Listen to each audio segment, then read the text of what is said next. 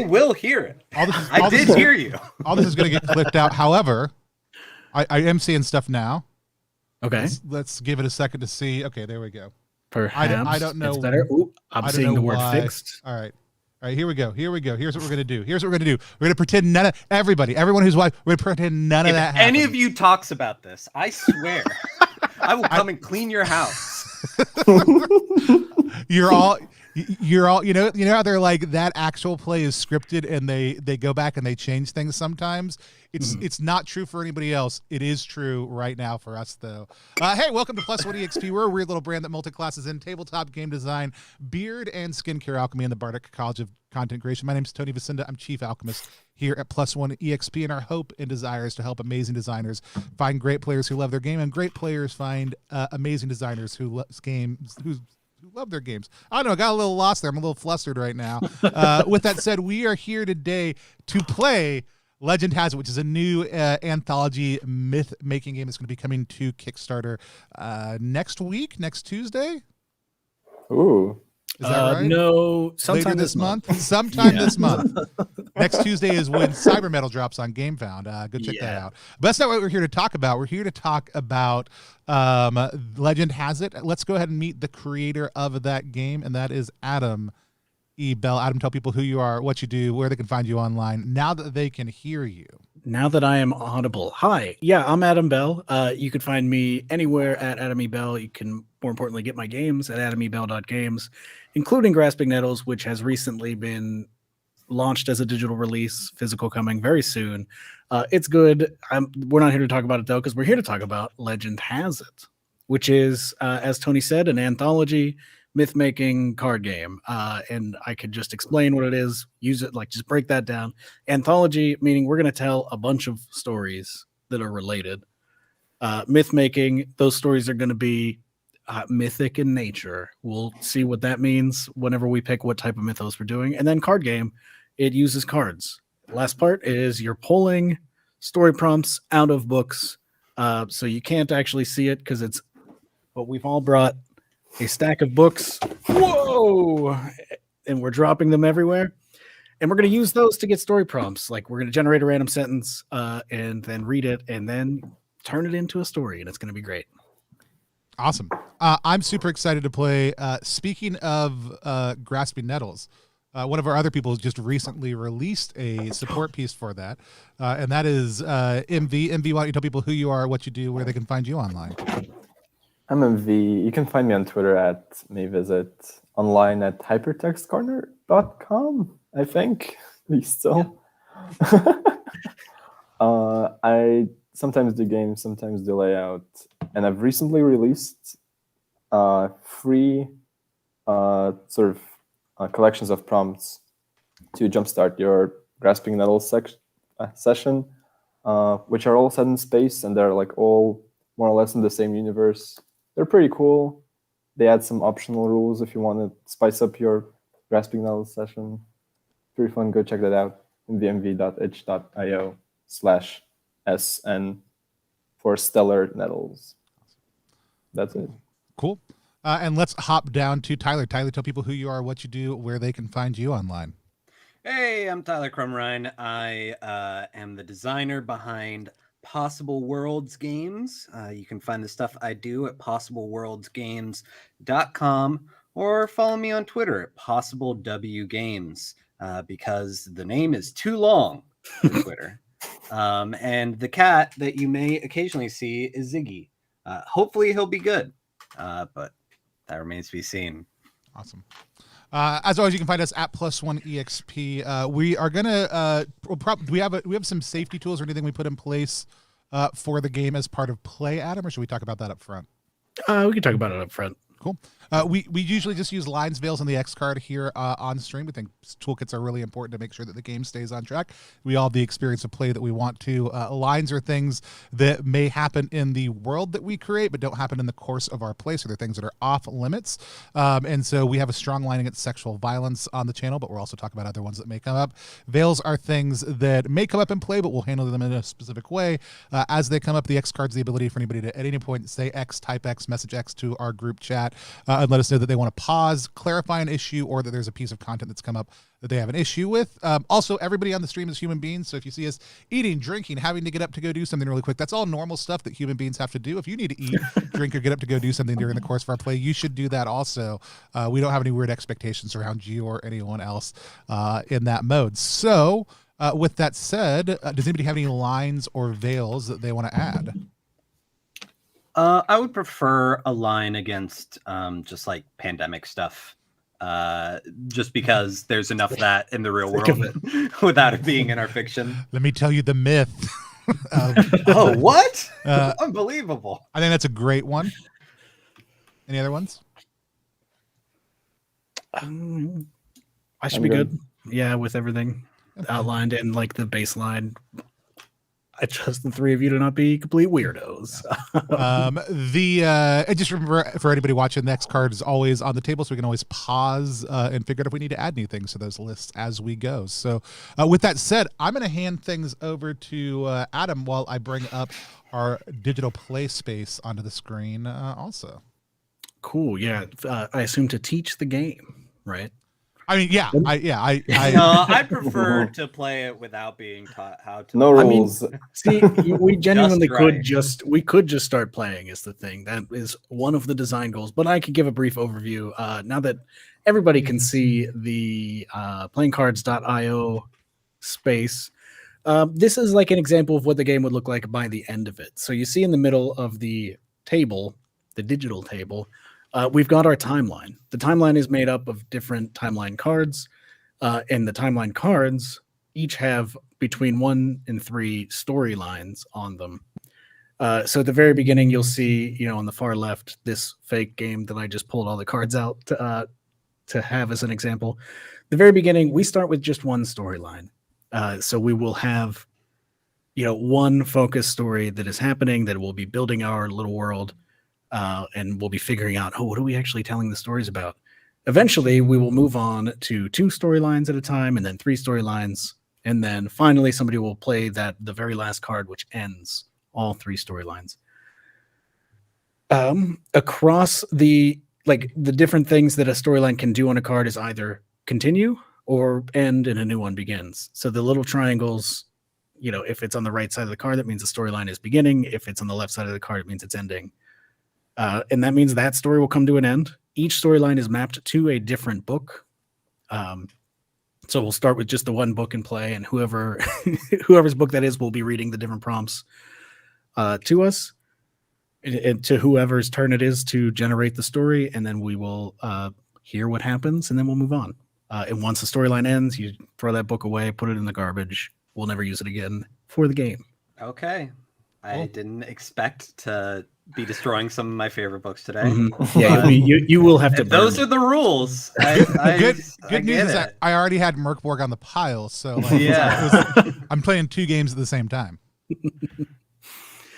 Let me just get this set back up. Let me just recall all of these. Oh man, put these back. So much table management. Look how hard this is. Cards.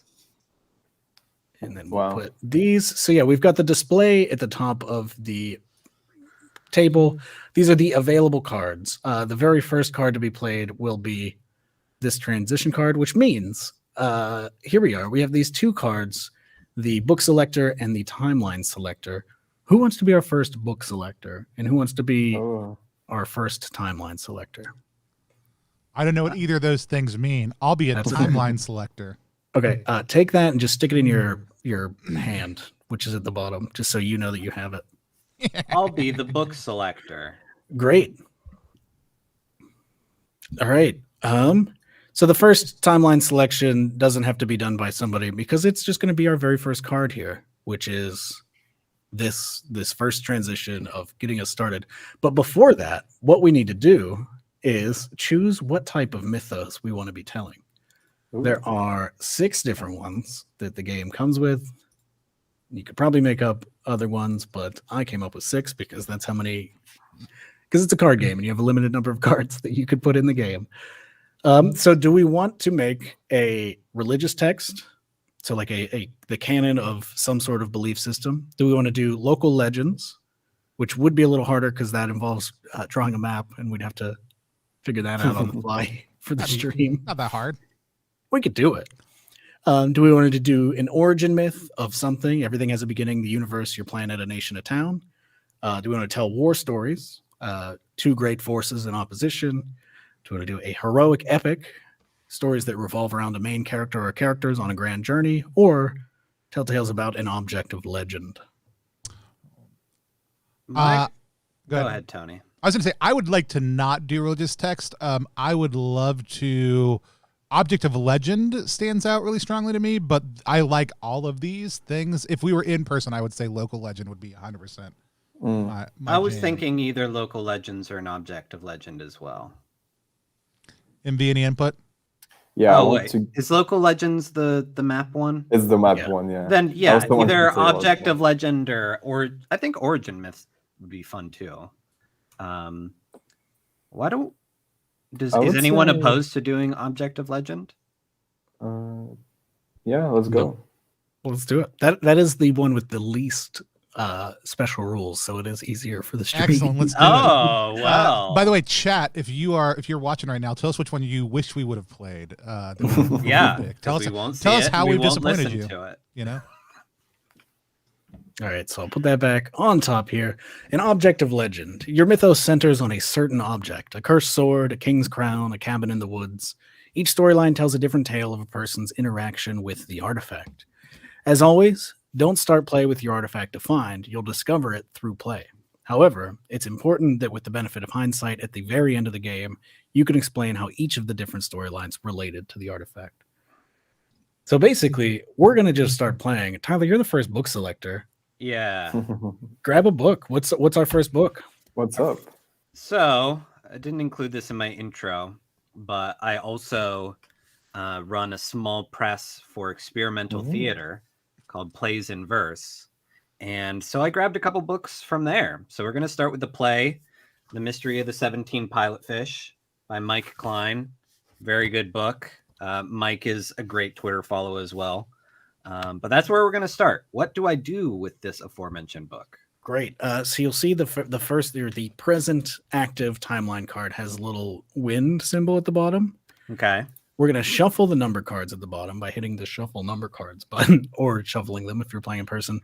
And now the first three cards, and then pay attention to the wind layer there. The first three cards give you your page number. So page 612, which I'm guessing doesn't exist because that looks like a small book. No. Which means either do funny math that we're not going to do on stream or just cut the hundreds page. So go to page 12. Okay, yeah. On page 12. The next one says paragraph 9. And if there are fewer than 9 paragraphs, just loop around to the top and keep counting until you stop. All right, yes. Sentence 3. Read that out to us, which again, loop around to the top if there are fewer than 3.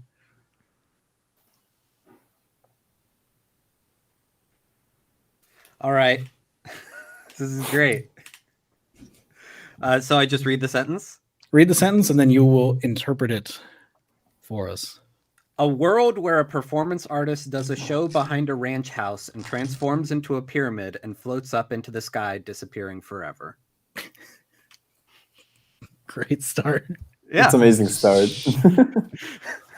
And now everybody is immediately more interested in small press theater productions at this moment than they were 5 minutes ago.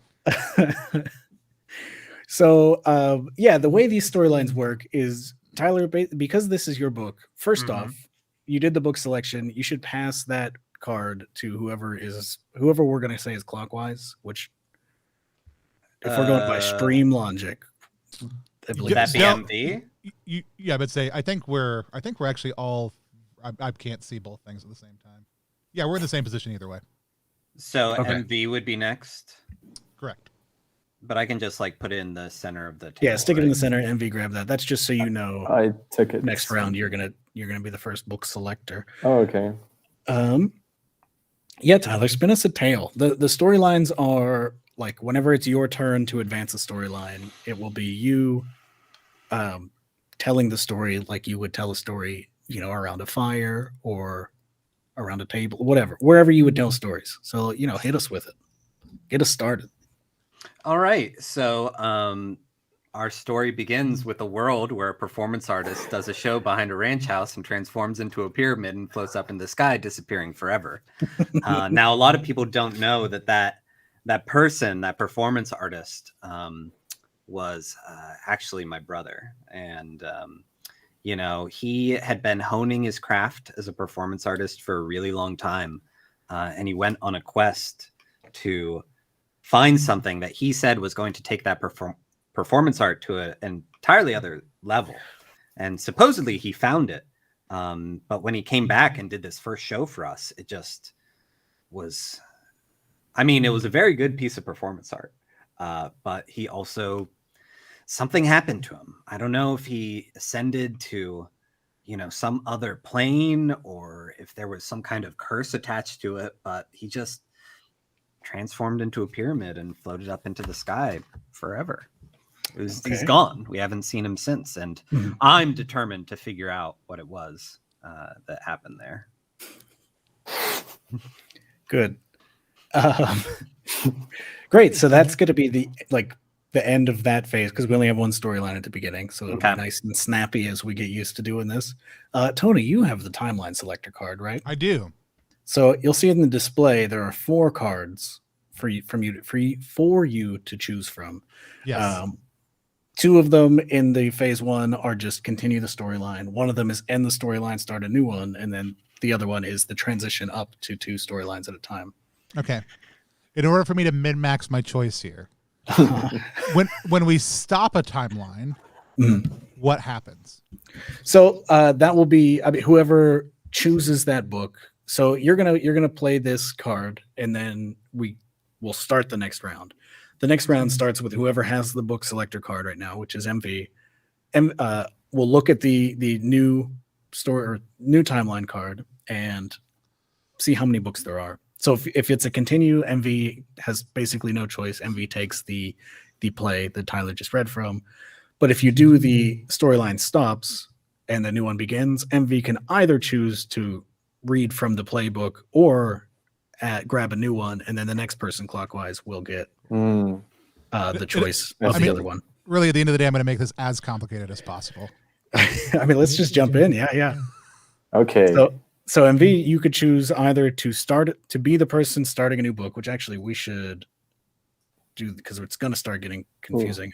Tyler, why don't you take, where is it? These are the bookmark cards. These would go in your physical book. Tyler, take the alpha bookmark card so that we know, okay, the storyline that started on card 1 is the alpha one. Who has that card? That's the book that the storyline goes from. I like that. That's a smart little piece of tech. And then MV, would you like the alpha card, which I am changing these out of Greek letters. They were a placeholder, so you don't have to say alpha book. Omega book. Well, would you like the There's alpha book? only one book. Speaking of alpha and omega books. Yeah. We're not doing a religious text. Would you like to spawn the theta book? I do want to continue the pyramid story. Okay. I'm very intrigued. And then am I next in the clockwise order? Yes. I think so. Okay. Because I think it's a little different on my screen, but that's okay. I will start the theta book, so I'll grab the theta thing.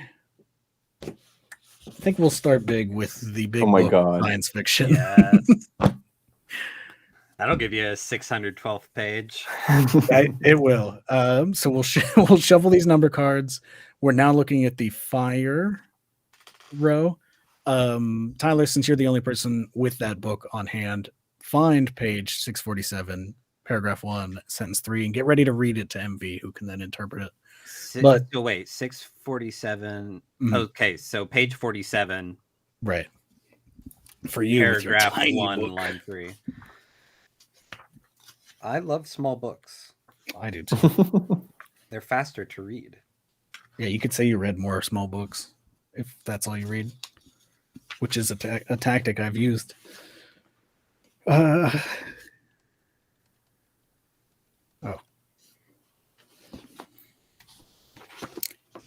So, Envy, do you want to go first, or do I? Or should I? If you have it, I think you should. Well, I don't know what I'm going to do, but we do have it. It would be very fun to cut back and forth. Yeah. So the sentence I got is, "I'm the client here, Wardress, so I suppose you may." And do you want me to read my sentence? Or sure. start? Yeah. So MV could start thinking of it. So we are doing separate storylines. So I don't interpret your sentence. MV will interpret. I won't say it yet then. But can you like remind me, just because your first one was wild. Can you remind me what happened? A performance artist did a show behind a barn, and as part of that performance art, they turned into a pyramid and floated up into the sky and disappeared forever. Cool. Like you do. And it was your brother. So, yeah. And it was your brother. Yeah, and it was my brother. I've decided it was my brother.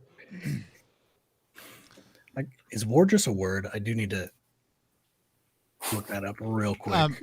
Also, by the way, I know some people asked for the link warden. to the book that Tyler was reading out of. So Tyler, if you put that in Discord, I will. Oh yeah, I'll communicate that to the chat. A couple of people were also asking like what exactly is happening. So we've got this central thing here that's telling us the different timelines we're tracking. Right here, these pink cards in the middle, and depending on what symbols are on them, we might be starting a new story, we might be continuing an old one, we might be ending one, and we use these kind of random number generator cards down here to determine which page, paragraph, and sentence of a book we're reading to inspire the part of the story. I made things as complicated as possible, as quickly as possible. Probably not a good way to go. This is great. By forcing us to start telling two stories right away. Well, the other option was to end my story right away. Oh, I could have just it was like, well, a guy floated up. There were two options. But yeah, there were two options that would just keep on going, and I didn't do those. No, this is the fun one.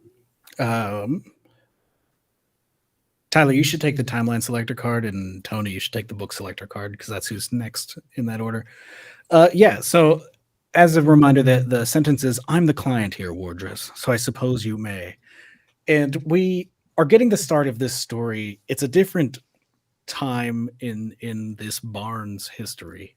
We're I think we're flashing forward to a time where the barn is used. It's kind of a chaotic time that this story happens. It's probably whoever the people are that are telling this story. Like you could just say, "Oh, it's the like the snow days," or something else.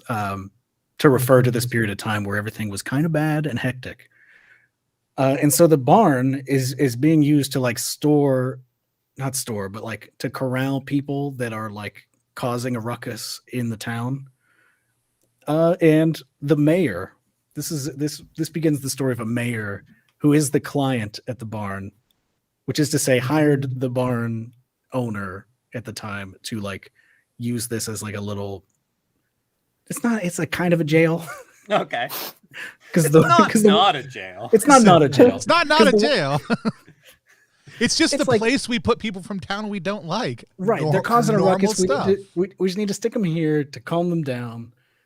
And so the mayor is jokingly, but not jokingly, calling the owner of the barn the Wardress. Okay. And saying that, yeah, you may... I think it's just a brief glimpse of like she made this big old feast and the mayor showed up and she's like, "Hey, I'm gonna go. We can chat after this, but I have to go feed everybody that you have like locked up in my barn." And yeah, the mayor says, "I suppose you may." Awesome. Cool. Now, do I read the sentence for the continuation of the other timeline? Yes. Yeah, and then MV will continue that story. Okay. So, last we saw our hero floating up behind a barn, turning into a pyramid. Here's a new line. I'm going to consider this a sentence and read you the character who's saying it, and then also what they're saying. So, the character speaking is woman wearing Halloween mask made to look like Marilyn Monroe. And the line that she says is, I sometimes like to pretend I'm Marilyn Monroe.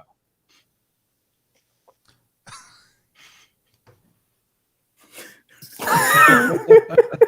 ahead and do that for me one more time, Tyler.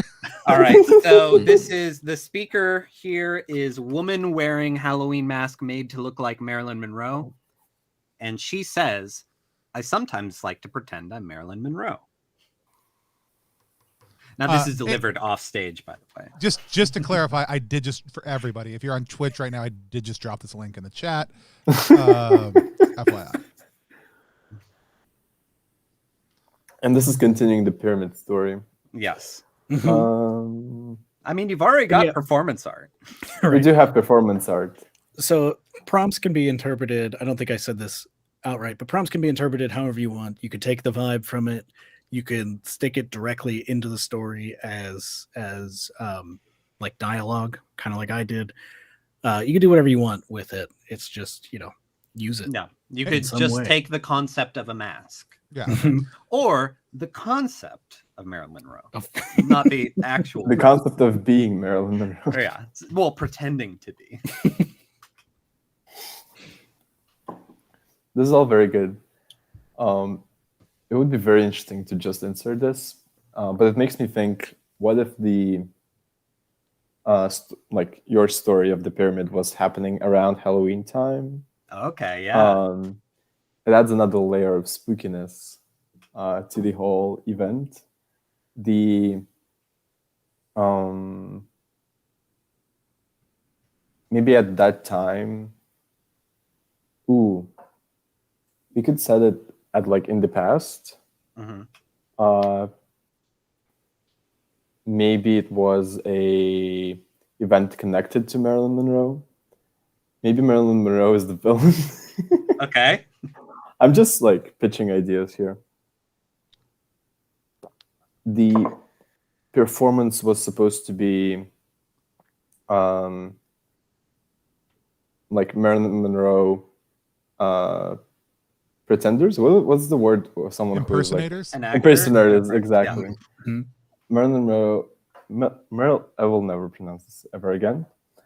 I mean, maybe they were trying to like summon Marilyn Monroe. Summoners of Marilyn Monroe. It's 50 50 Marilyn Monroes and one JFK impersonator.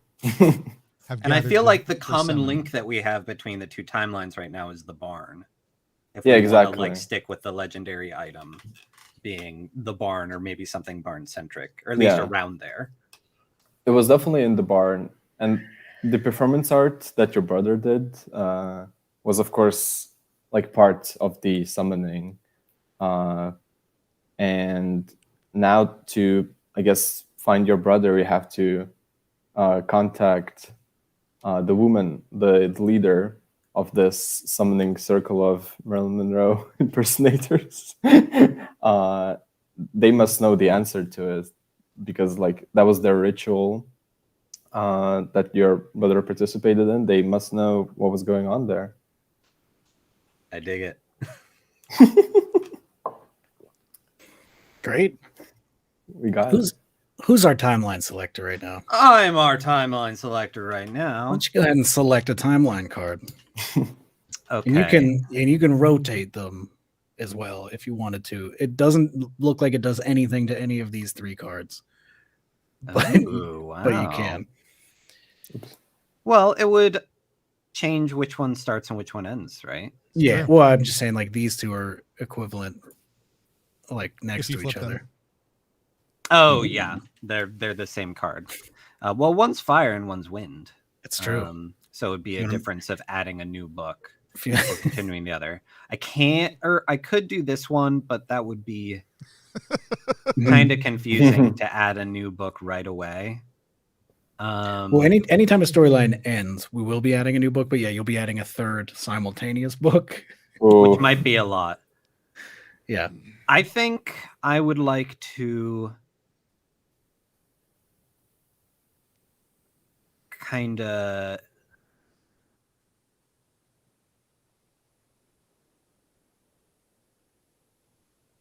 end the Marilyn Monroe storyline for now. for now, because it seems like it's like a fun, weird mystery that maybe goes unsolved. And I will continue the Wardus storyline. Cool. And then who's our book selector? Tony, I think it's you. Would you like to grab the Alpha book and end that storyline, the Theta book, or start a new book? For right now, I think what I will do is let's grab the Alpha book for that one, because I feel like that's been a good source. Cool. Okay. And then next clockwise, I think it's Tyler. Right? Am I? Maybe. You tell me. Yes. Sure. And so which one would you want? New book, Theta book, which is the big book of science fiction. Those are your choices. It's just those two. I want the Theta. Cool. MV, you're doing a new book. I'm doing a new book. Ooh. Mm-hmm. Now, do we start at the top and work our way down, or how does the order of like who role plays? I think the default would be top down, but like also it's whoever wants to go. But because we have to read each other the prompts, we should do top down, I think. Okay. So let's shuffle. Well, at first, Tyler, you just selected timeline, so Yeah. MV, you should grab the timeline selector card, and then somebody send me that book selector card. Oop. Yeah, great. So shuffle the number cards. Did I do it? There they go. We've got fire again. So it's page 174, paragraph 3, sentence 6. And this is the Theta storyline. Is this for me? Yes, it will be for you. For me?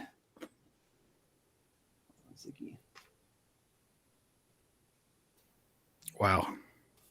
Okay, what is even... what is happening here? Oh my god. Tyler, you ready? Yes, sorry. You don't have to be sorry. I just wanted to make sure I didn't No, I'm sorry, Adam. Calm down. The other two stories criticize consumerism. In particular, the tale reprinted here in a new translation, Baby HP, in which Aurelia offers up a way for every family to take advantage of their own children's excess energy. Do you need me to reread that? No. Okay. So I think that so we are we've already established that this is in the future. This Marilyn Monroe summoning happened in the past, and we are beyond that. And so we've got all these rabble rousers in this totally not jail. It's not a jail. Not a jail at all. Who would call it a jail? It's really unfair of you to think of this as a jail. As Dan says in the chat, it's not a jail, but before you ask, no, you cannot leave. You cannot leave. This is just the cool zone where you chill out and you're not allowed to leave. So I think that there are some entire like families in here. And so they do have some kids who have some excess energy. And so all the families are being fed, but, you know, classic kid stuff. They like only eat a little bit of food and then they want to run off and they want to play with their friends.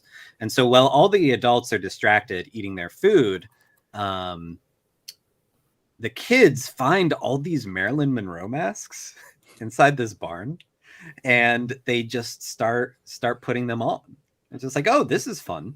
And they all start pretending to be little different versions of Marilyn Monroe. And some of the adults like see him playing this game and it's given a real weird vibe, but they don't stop it because they're like, well, got to get their energy out somehow. Mm-hmm. Might as well be Marilyn Monroe. It's probably fine. Yeah. Nothing bad ever happened to her. All right. So we should do the Alpha book. Tyler, So do we want to end this book then? Yeah. And we need, do we shuffle the numbers again or do we use the same numbers? Just Same numbers for everybody all around, just different book. Okay. Is there a page 74? There is not. So- So I'm just going to go to Adam- page 4. Adam, you just whenever there's not, you just work your way down until there is that. Yeah, number. just work your way down. Cool. You could also do a modulo operation, but I don't expect anybody to ever actually do that, which is going to be the same as wrapping around Right. the hundreds digit. But So if you have Harder. an 80-page book, it might be kind of easy. But if you have any non-round number, it's probably not. All right, and sentence 6. All this is it is a line from the character woman, and woman says to the man, "We are not trying to impress you. We are not trying to impress you."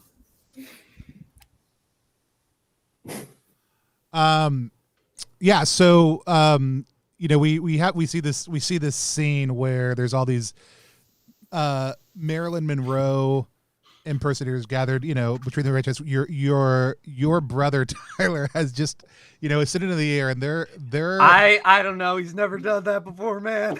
they're kind of all moving around in a circle around this JFK impersonator who's in the middle of all of them, and they're it's each different versions of Marilyn, right? The same exact ages. mask for every one of them, but the costuming is different, and all of a sudden, like, we get this glimpse of like their costumes start to flutter and move, and we almost get the sense of that they're standing over some kind of air grate, air vent, for one of them, and then like we see this sense of like almost this sense of like a granulated film quality, like starting to warp around them, and all of a sudden they all look at the JFK impersonator in the center and say, "We're not trying to impress you," and when they do, all of the bodies just disappear, and 50 Marilyn Monroe masks just drop to the ground in the middle of that field, which is now completely empty, other than the JFK impersonator. Great. That's some kind of performance art, I tell you what. I haven't seen Marilyn Monroe like that in years. I used to love it when she disappeared into the ether. So did all of the Marilyn Monroes? Every Marilyn Monroe has disappeared. Only the masks of the Marilyn Monroes on the ground. What about JFK? What about JFK is still standing there in the middle. Like we cut away. Masks. He's surrounded by masks. Like we can't get a sense of the expression on his face because he's also wearing a JFK mask. It's just JFK. So it's like a totally the blank movie JFK of that face. timeline. It just like zooms in to this on completely JFK, and then, completely like, cuts to non-reactive credits. JFK face cut away. Cool. That's wonderful. Happy Nice. birthday, Mr. President, indeed. All right, Tyler, you want to just get that alpha card out of your Yes. hand. That story is over. We can just set Over. them up here. Then MV will be taking this pie bookmark and Ooh, I love pie. pie. I love sending pie. sending us away on a new Oh tale my from. God.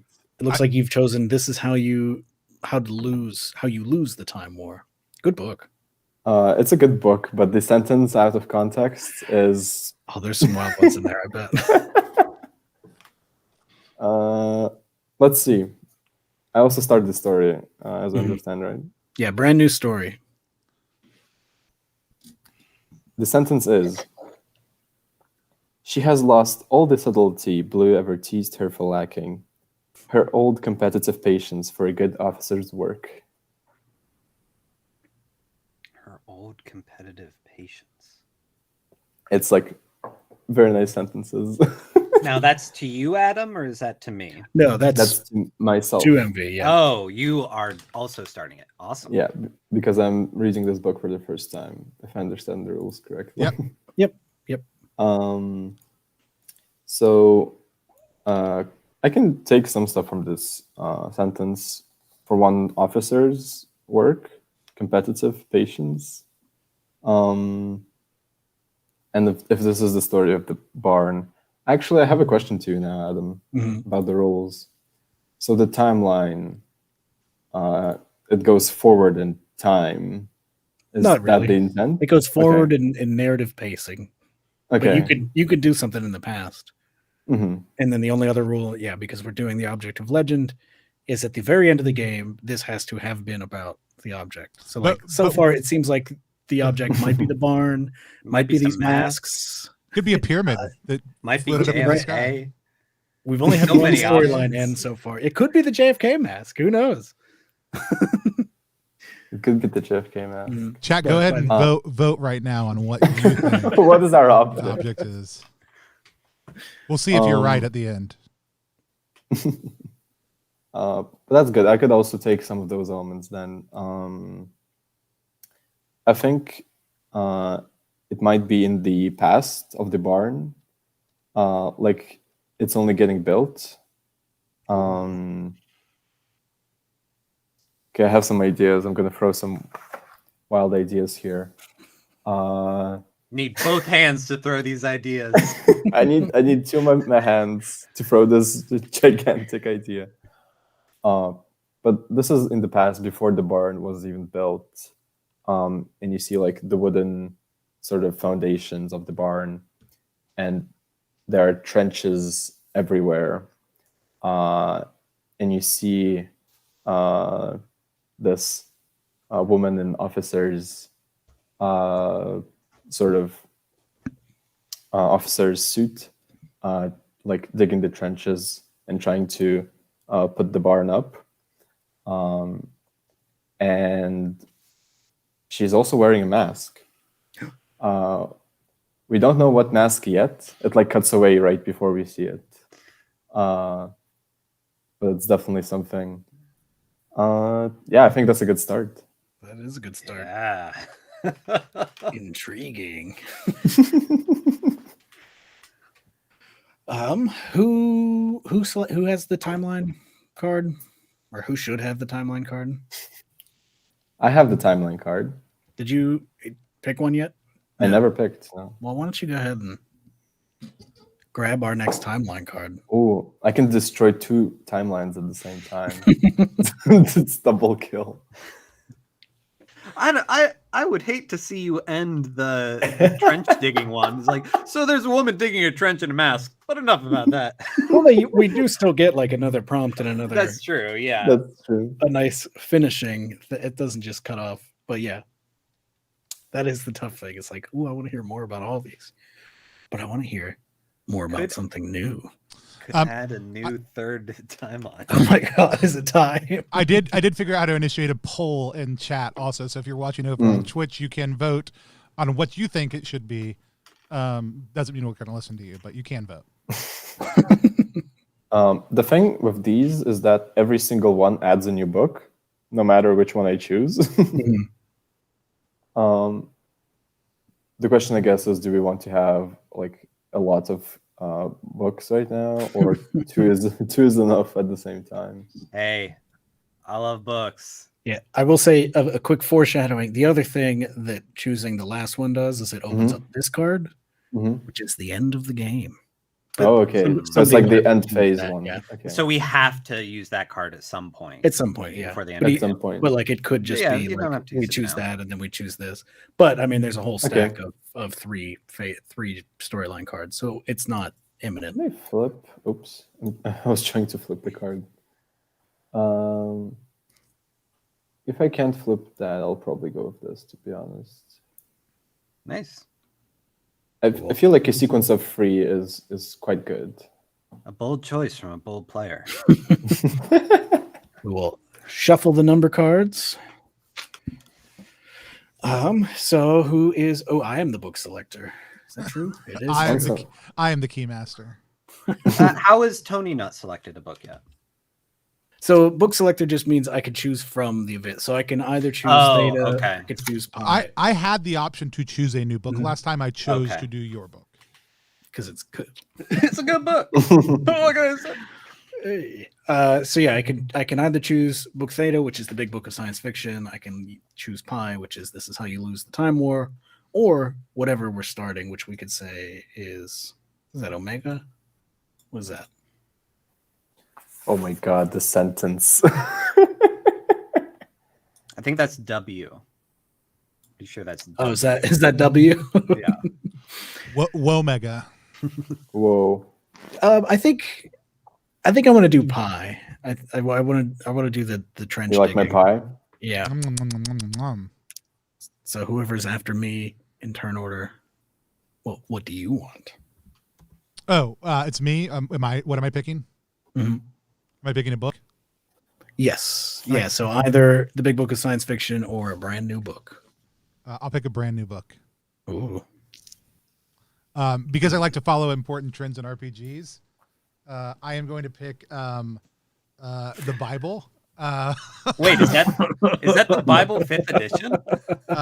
This is not the Bible 5th edition because it's Oh wow. currently funding on Kickstarter. If you're looking for those the stats for Jesus Christ. I always really loved the King James edition. It's just I appreciate that it's a bit crunchier. This is actually just because I wanted to stick true to what Bible 5th edition is doing over on Kickstarter right now. This is just the Gospel and Acts, so it's in the same time frame that Bible 5e is really focused in on. Yeah. Okay. Great. And then Tyler. Yes. So you'll have the big book of science fiction.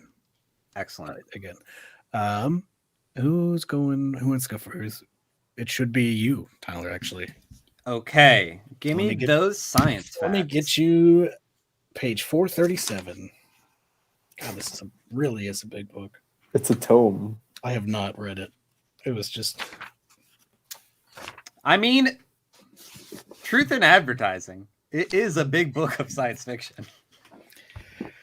Okay. You know, they say about the big book of science fiction is it's really not a book. It's a book of books. Yeah.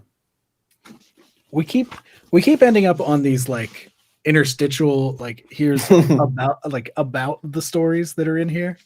So here we are. The Squid chooses its own ink, presented here in a new translation, the first since the story's inclusion in the Book of Fantasy, is a unique tale of alien contact. Okay. All right. I like it. Nice. The Squid chooses its own ink is also a killer title for a story. All right.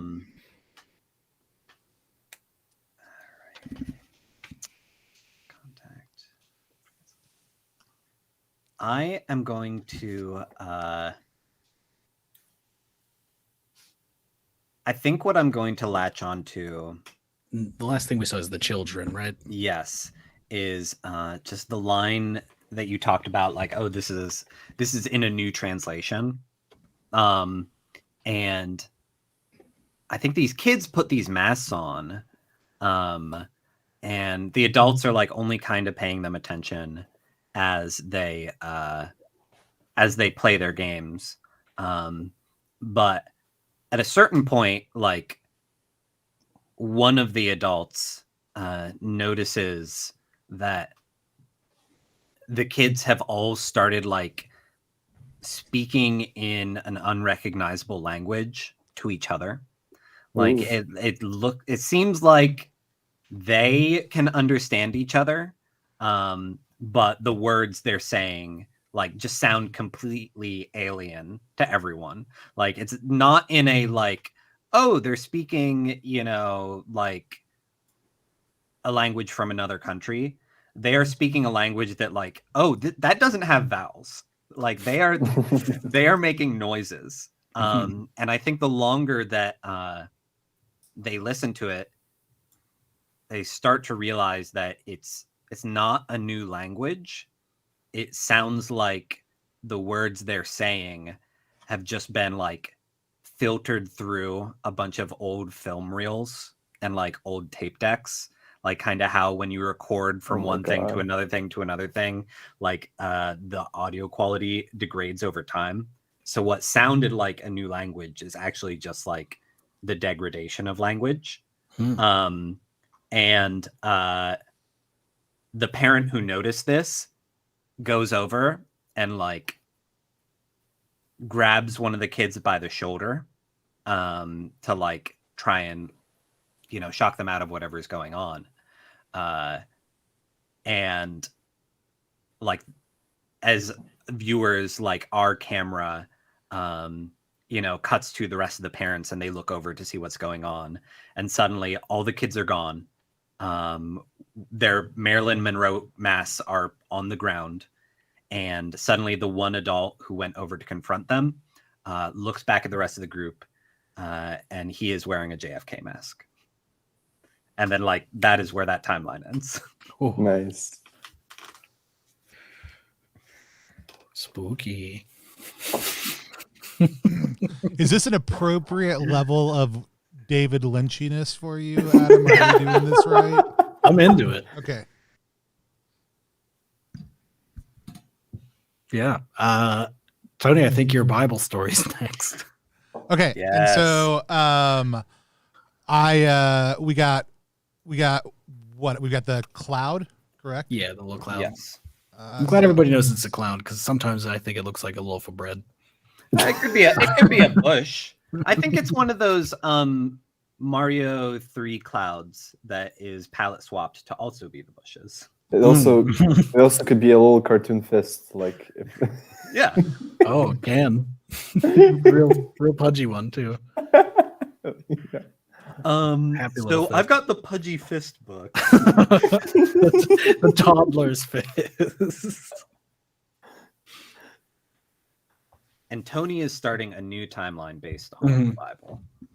That's true. What always happens. And I'm Yeah. getting rid of the big book of science fiction. Oh my gosh, he's shredding it on screen. In the shredder. Who's not doing a story? Envy, I think it's you if you want to take book selector. And then send me timeline selector. I'm sending it by fax. Thank you. All right.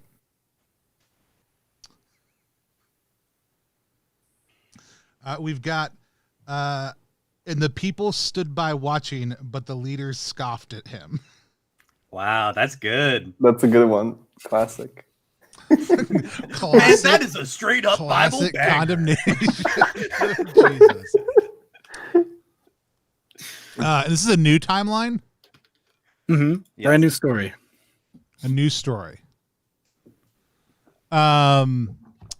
We see the snow times are still outside, but we see the mayor aged by decades at their desk.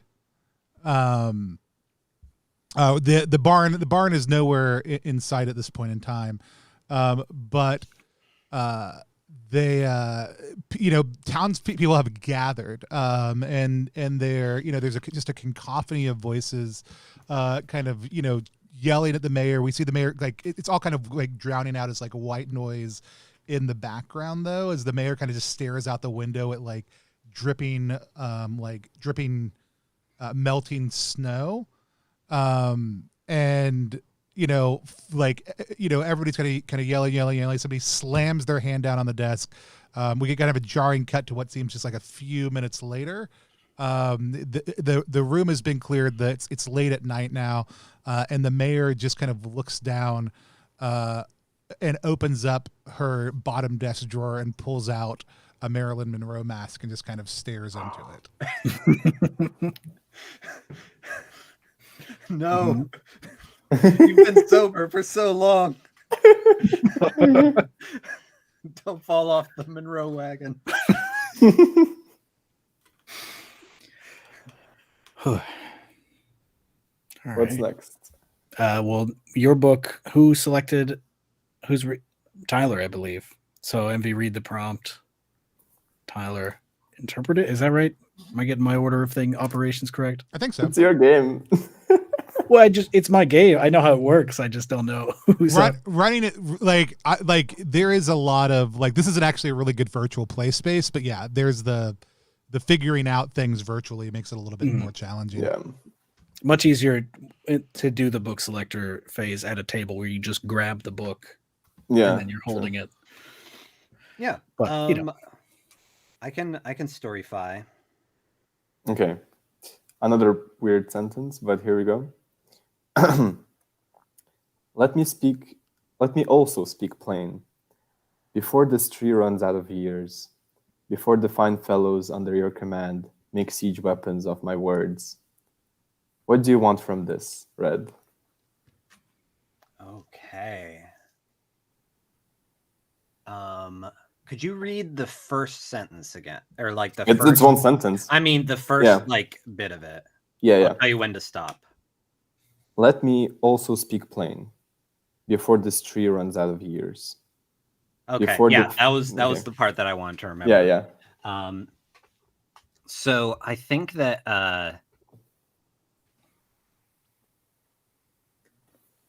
so we have this woman digging, and she is wearing this mask, and she's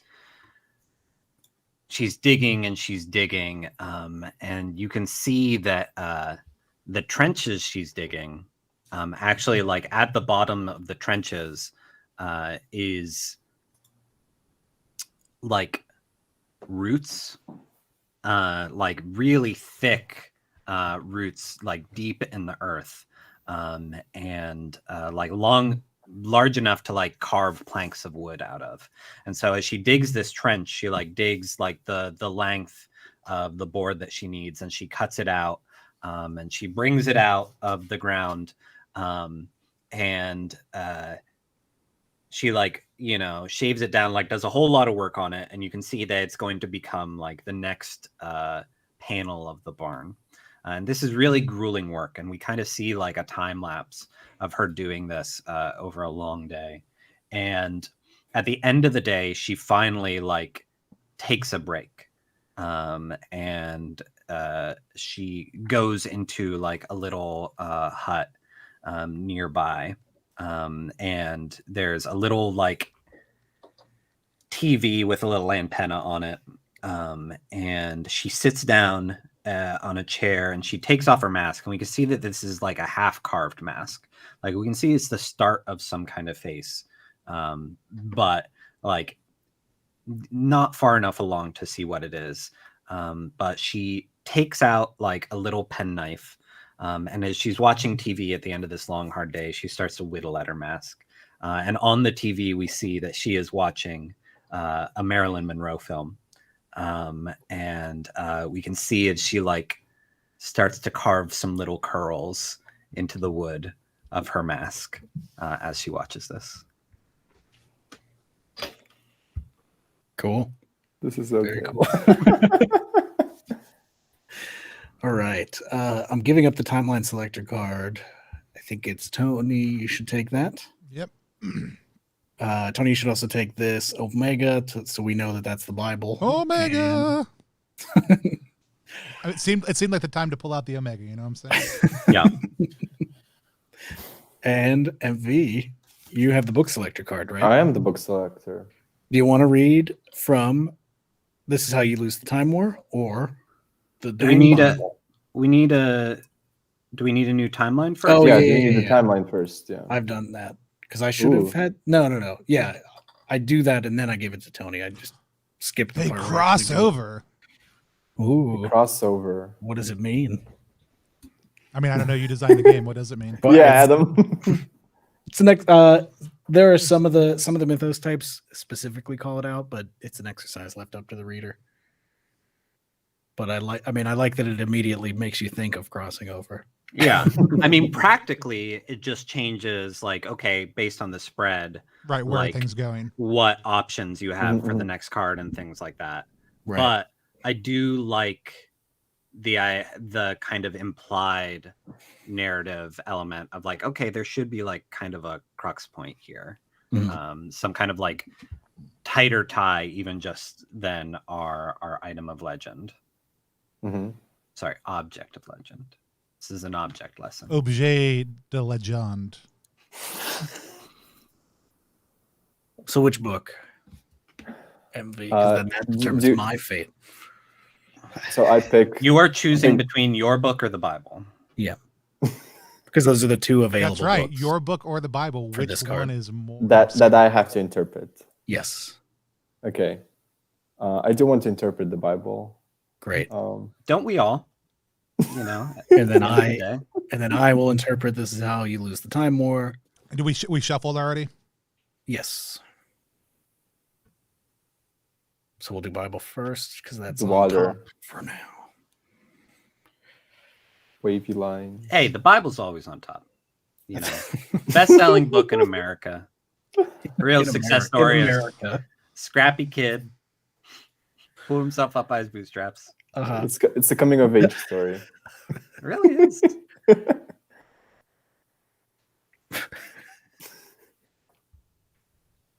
The best thing is this is actually an interstitial also too, because this Bible Yes. has reflections by Bishop Robert Barron in it. Yes. Let's see. Now, a quick word from our sponsors.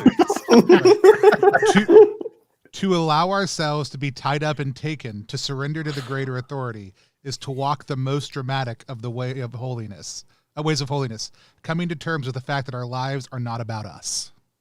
Wow. Wow. That is really good for this. Another banger. This banger mayor from with Bishop. Monroe. It's a bishop banger. Oops. I broke my game. Okay. Let's see. Wait, which timeline am I? Yeah, the Bible timeline. You're the top. It's the one there was You are this the mayor. woman. It's the one Yeah. with the old barn and the wooden mask is that timeline. Yeah. The crossover, But not carving the mask. but not Watching covering the Marilyn mask. Monroe movies. Pulling the mask out of the drawer. So as the mayor is like looking at the mask, I think she becomes like almost angry. You can see in her face, and she like slams the drawer back, and like stands up and looks outside the window. Tony, did you say like snow was melting at some point? Yeah, it's dark now, but yeah, you kind of get the sense of like this is whatever the snow days are. This is like later in it, and spring is kind of like snow melt is starting to happen. I think she goes outside, and like grabs a shovel, finds the place with like the least amount of snow, and starts digging. And like you can hear that the shovel like pushes against something hard and like clanks a little, and she just like brushes off the rest of the ground and the dust, and you see the roots of the tree kept. All right. Oh, it's the tree. Our object of legend. We've got a new contender. All right, hit me with the Time War quote. Oh, I have to find it. I mean, I did just FYI, and for the chat to be able to vote, I did leave a something else option as you type an exclamation point vote number 4 if you think it's something else. 3, 2, 1, 2, 3.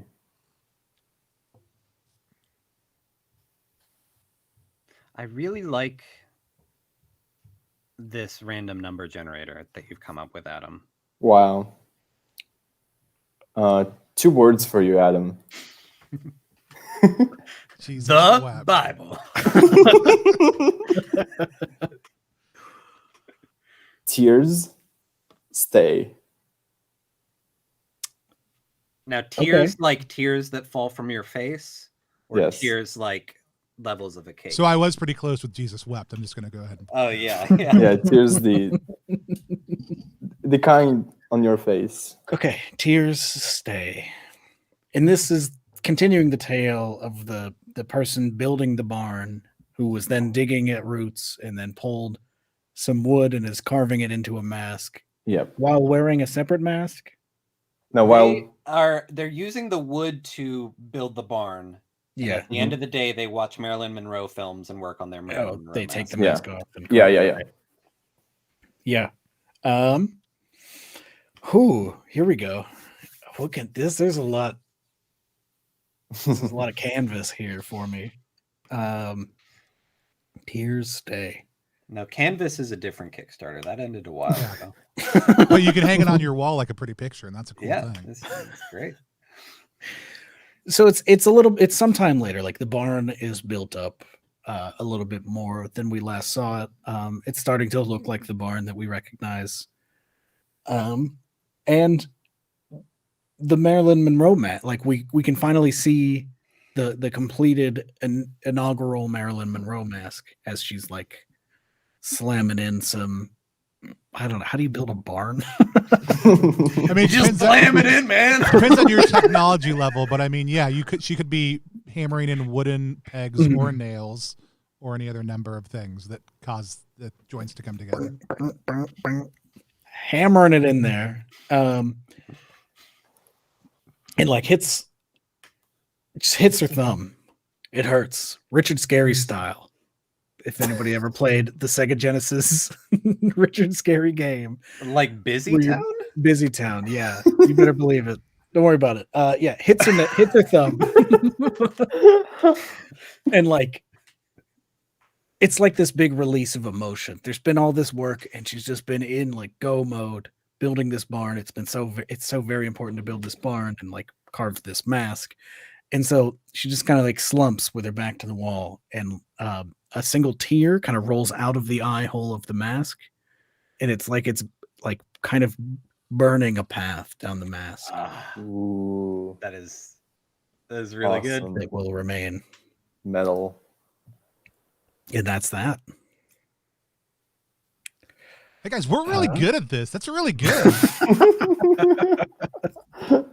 Might be a good game. It might be be a good Might game, be. well designed. might be onto something here. I'd pay money for this. In like a couple weeks anyway. Even if I currently had questions about the direction of the crowdfunding platform this was being hosted on, I would still back this. Like, and you should. Please. If you're listening. Wow, I'd love to pay someone's rent buying this. I would love to support independent creators who are trying to do this full time and who are making amazing things. So who has the timeline card? I have the timeline right now? selector. And then Should I who give up my has books? the book selector? Yeah, I gave up my book selector card. Yeah, book selector should be whoever's after me. That would be me. Is that right?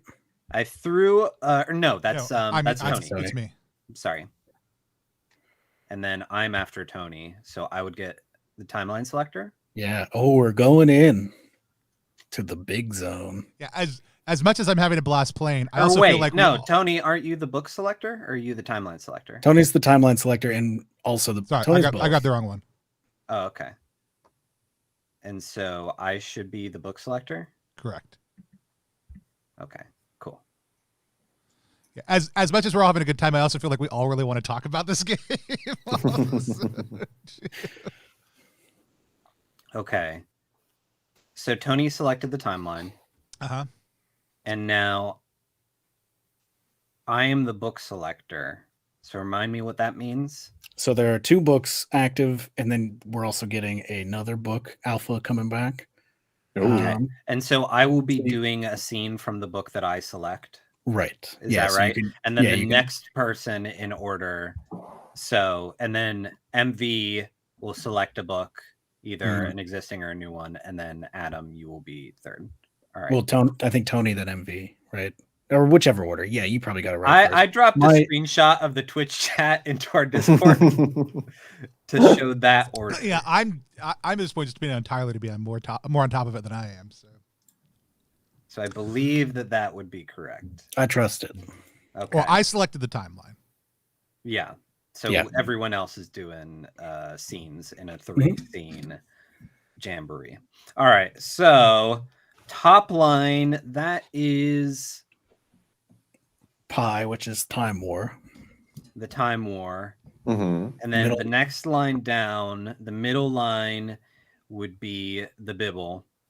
And then the other one would be a new book. I'd like to do the new book. Mm. Okay. But and now we'll work our way from top to bottom with additional scenes. Yeah.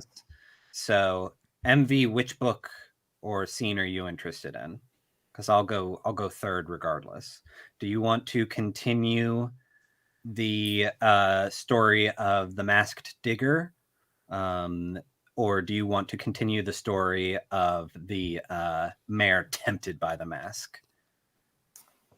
I do want to. I want to interpret the Bible more. I like getting Yeah. prompts. Okay, so that would mean that I will Adam take Time War starts. again. Yeah. Yeah. Oh, great. No. Yeah, because Time War Time is War the is now at digging the one. top. Yeah. So MV, if you want to hit me with All right. page 215, Did we shuffle 4, it? sentence 8. I did, yeah. Okay. 215. Oh no, this book is like a couple of pages short. Then just do page 15. Yeah, 15. We're going in. Da-da-da. And you're looking for the first paragraph, second sentence. Or no, that's Fourth. completely wrong. Yeah, it's Looking fourth at- paragraph. I eight wasn't sentence. looking at the leaves. 1, 2, 3, 4. Okay, there's one sentence. Oh, this is. Oof.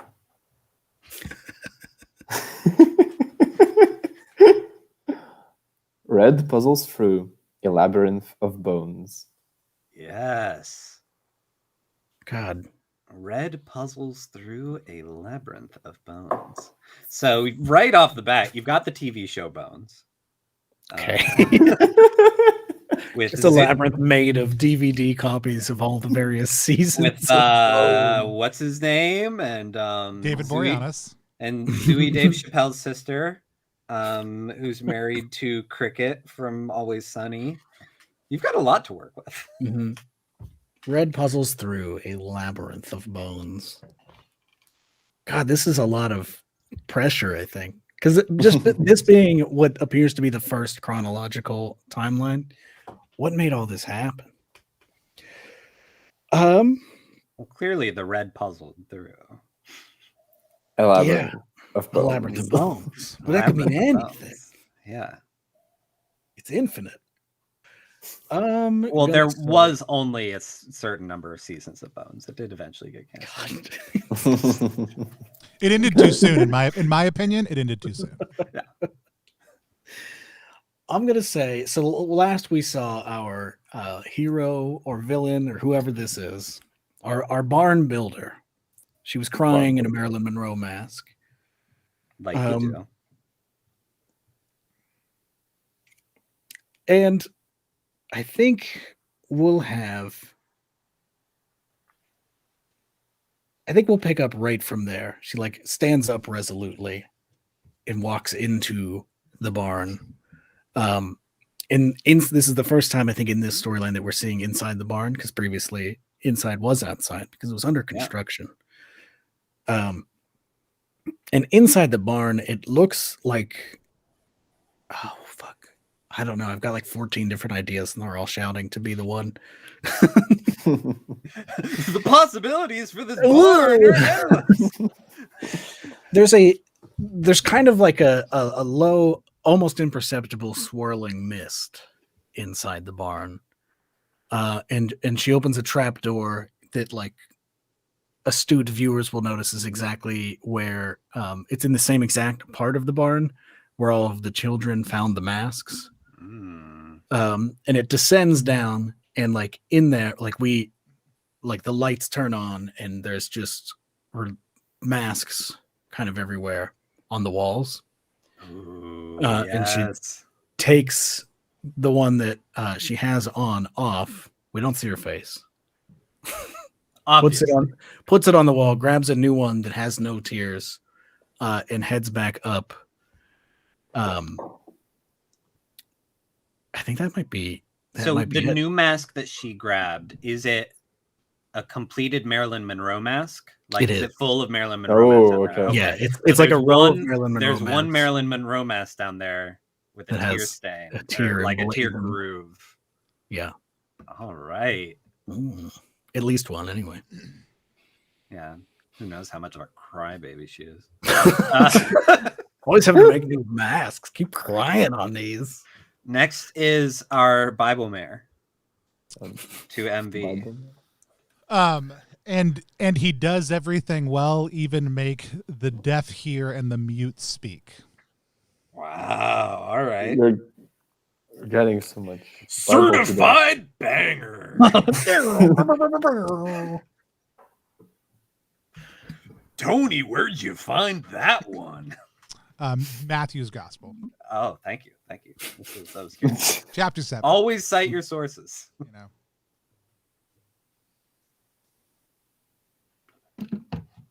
This is interesting. So the last thing the mayor did was dig up a root. there was a variant way I could have counted based on some weird breaking in the book, and that sentence was just, and he does, or and it does, which seemed less helpful. So I like this one. So you say the mayor is like pretty old. Maybe you could see some like gray hairs and like, yeah, that was the only thing I could think of. And You can tell in like their posture.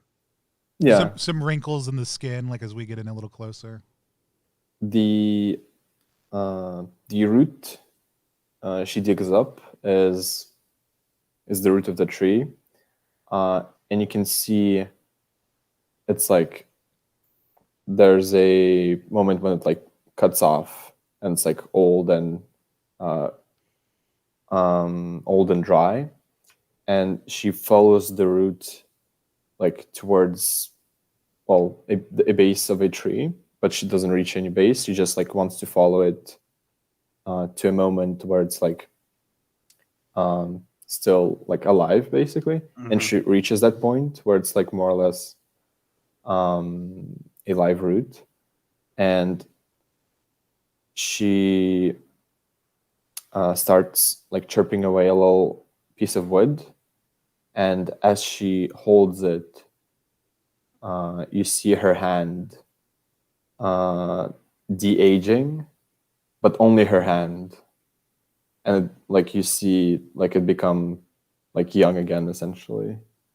That cut. That's it. I dig it. I dig it. I dig it. I dig it. What is going on? Cool stuff. So this next one is from, I am reading the book and it's also giving me the scene. Yes. Is that correct? All right. So we are in the leaf, the village hidden in the leaves. What's our new book? Our new book is another plays in verse title, actually by a Plus One EXP collaborator. This is The Last Thing I'll Ever Write, Part 1 by Adam Lawver. Also, this cover is by Rain Clark, who's done a lot of great illustration in the tabletop RPG scene, and is also just a great person. But yeah, Adam has been a cast member on a few of these shows on Plus One EXP. And so I figured I would pull out his play because it's also just really good and weird. So our page 431, this is not a 400-page book. So I will go to the 31st page. And I am looking, or no, sorry, 215. I will go to the 15th page. I don't know why I keep looking at the fire at the bottom. Paragraph 4, sentence 8. 1, 2, 3, 4. 1, 2, 3, 4, 5, 6, 7, 8. All right.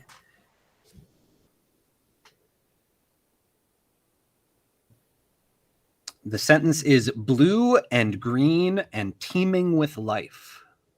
Blue and green and teeming with life. So I think that this is, we're flashing even further into the future. And this is kind of like a post-town, post-mayor, post all kinds of stuff. Maybe there was some kind of cataclysmic event. But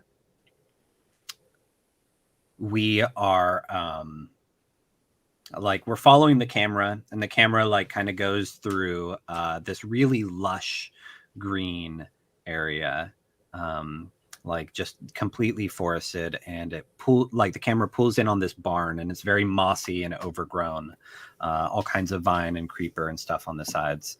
And then it goes inside, and we see a number of like, it's full of green and blue in here. There's like a little stream like running through the barn itself.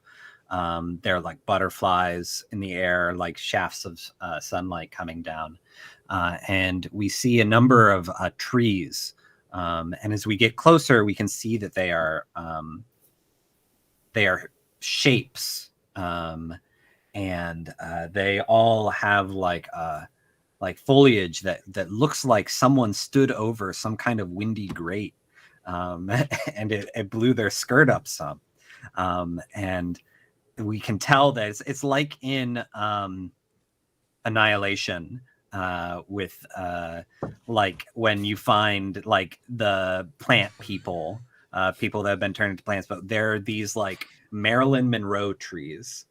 Ooh. And they are in a circle, and they're like, they have their hands up almost like they're, gesturing towards something. And we see in the middle of the room is floating inexplicably in the middle of this room, just bathed in sunlight, is a small golden pyramid that is just like rotating. Ooh. In the middle of the room. And that's where I'm going to end that one. So timeline selector should be back out. Book selector should be back out. Yes. The next book selector then would be the person after me. Yeah. And the next timeline selector would be the person after Tony. Right. Who is you? So I get the timeline. MV, you get the book. Mm-hmm. So I'm going to select a timeline.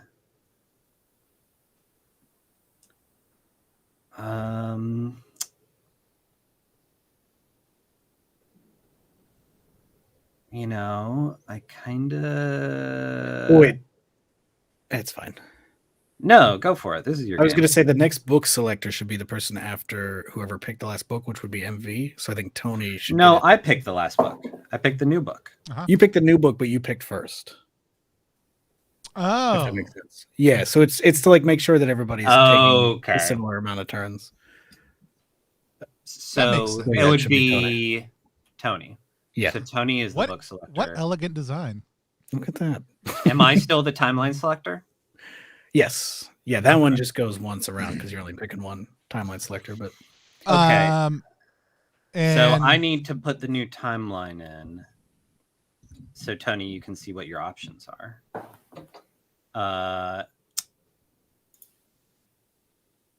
What'll it be? Could it be? Who could it be now? I mean, it is up to you. I'm totally good to do a last round and then chat about it because I'm super excited to talk more about the experience of play also too. So, but how many more rounds do you want? Do you want to keep going? What are you feeling, Adam?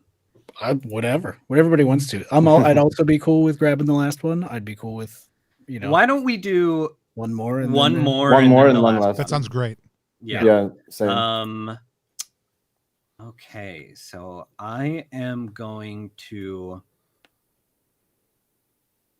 go with this one. Ooh. Yeah. Our Time War finally So ending. Or no, that would create a new timeline. I don't know if I want to do that right before the last turn. Oh, but it's good. We can get like a closing scene. Yeah, because it lets you do like really like that beat lets you do like a really solid Yeah, let's do it. Statement. All right. We've got, so each of us is going to do a scene this turn, right? True. All right. Ooh. Powerful. Yeah, So, there are 4 lines on this card. Jesus. Oh man! Wow, look I at this love one. this hourglass. Yeah. We didn't get the power card. As I squint at it, kind of looks like a Marilyn Monroe mask. So who? So is, Tony Tony picks a you book. get first dibs. You can get one of the 3 existing books or a new one / existing timeline. And my yeah. options are the Bible. The Bible. This is how you The lose the time war. Bible. This is how you The- lose the time war. The, The last thing I'll ever write, part Yeah. 1. I'll do the last thing you'll ever write. Okay. Cool. So you're And going to then- have the weird greenhouse. And then Tyler. Ooh, baby. Give me that Bible. MV. So far, so good. New book or your book? If I say new book, do I pick a book Yes, from my collection? you will. Let's do new book. No, from my collection. Yeah, you have to come over here, get on a plane. Roll a 6-sided die. I mean, if you wanted to, you could. So we start at the top of the, or no, and then Adam, you are I will finish the Time War story. So that's finish the time war. So our top line right now is ending first. Yeah, that'll be me. And that's the digger. Yes.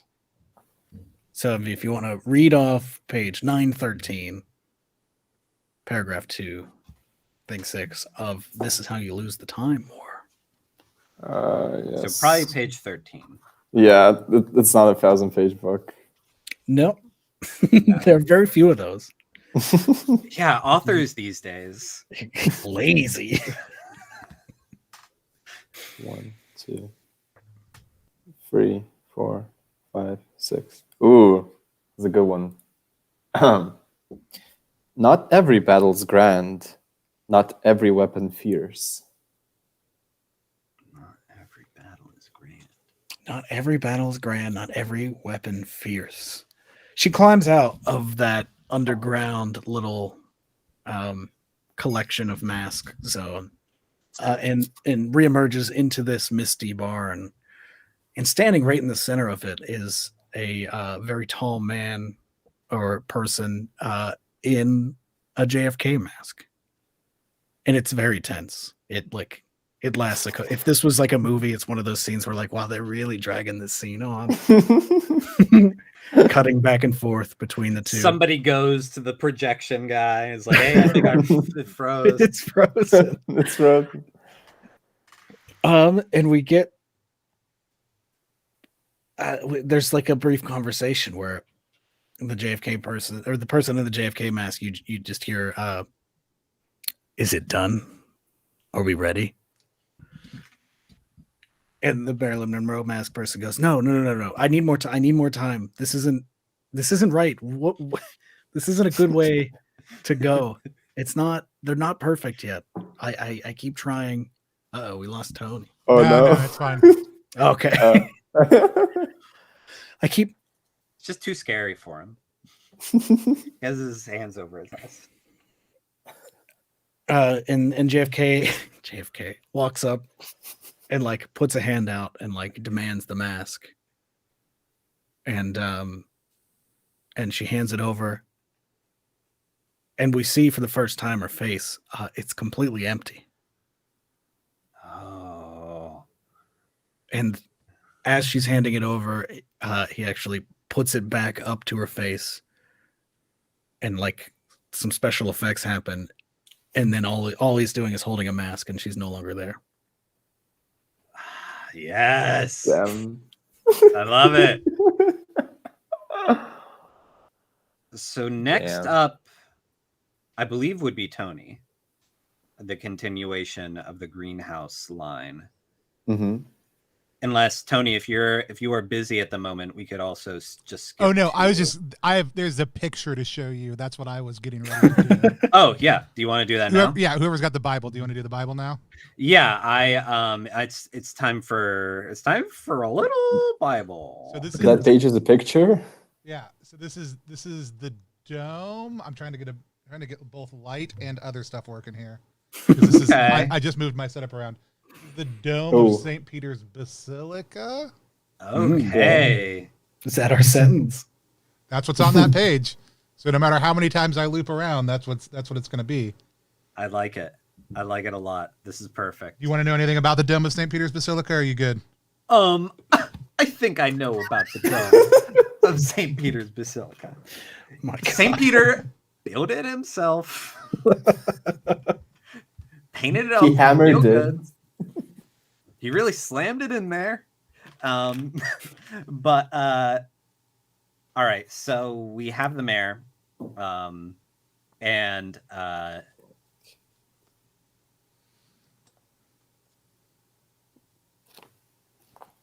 the mayor.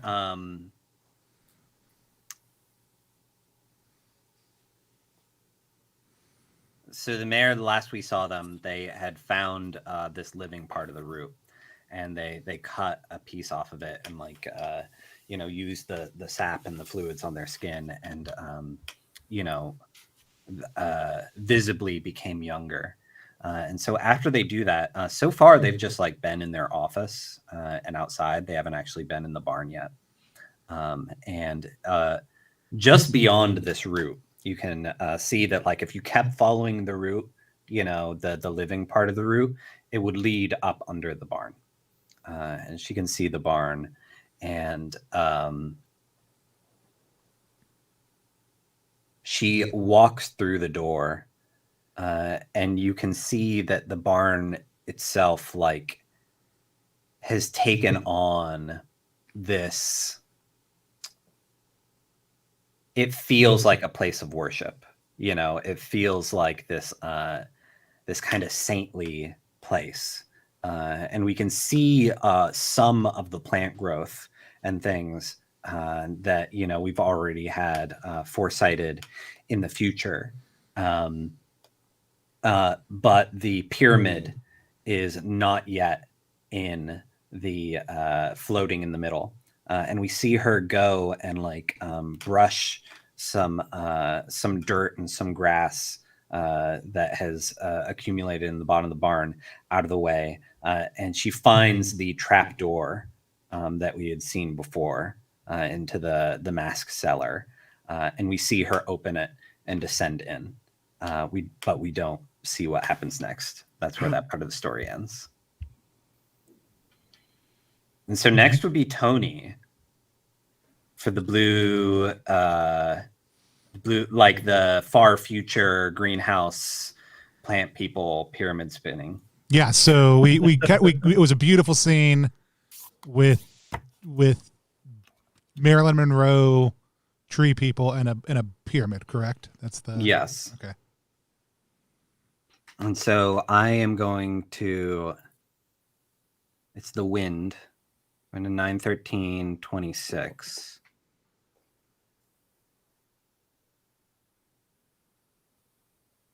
All right. Well, Adam, I hope you'll be proud. I did loop around entirely in my book on that one a couple of times. Ooh, okay. I did the math for you. All right. This is The great. math version. This is wonderful. Tony, here we go. In this first one, I'm 10 and sitting at the kitchen table with God, who sets down the newspaper and announces that he's taking me outside to play catch. Okay, read it for me one more time. In this first one, I'm 10 and sitting at the kitchen table with God, who sets down the newspaper and announces that he's taking me outside to play catch. Gotcha. Okay.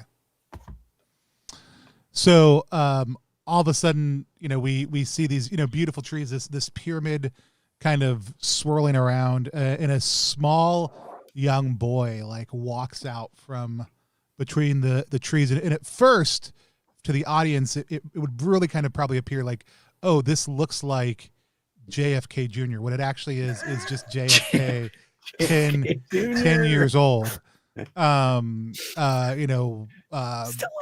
And he's kind of slowly maneuvering towards the pyramid. And as he gets this glowing, gets brighter and brighter and brighter and brighter until he reaches out his hand and he touches it, and this kind of white light crescendos out. And then as it fades back in, Tyler's brother is standing there. Yes. Just as he was in a performance, in the garb of his whatever the performance ensemble that he had on was. They're holding hands with each other, and we see them walking off into this opening in between these trees, deeper into the Marilyn Monroe woods. Yes.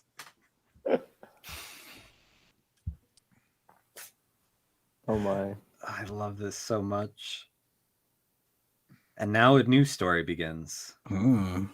Hmm. And MB, you are selecting for yourself a book. What have you chosen? I have selected. It's a funky one to show because it's Dead Astronauts more Vandermeer representation by Jeff Vandermeer. Yes, I felt it was very good for the occasion. Yeah. But the sentence that is on the 13th page is kind of funny. The sentence is, quote, "The duck is on our side here," unquote, Moss said. Did you say the dark is on our side or the duck No, is on our side? Duck. Okay. D-U-C-K. That's what I thought. Quack. Don't be the ridiculous. How could the dark be on our side? Yeah, no. It's obviously a duck. Let's see. And this has to start and end. I feel like this is a very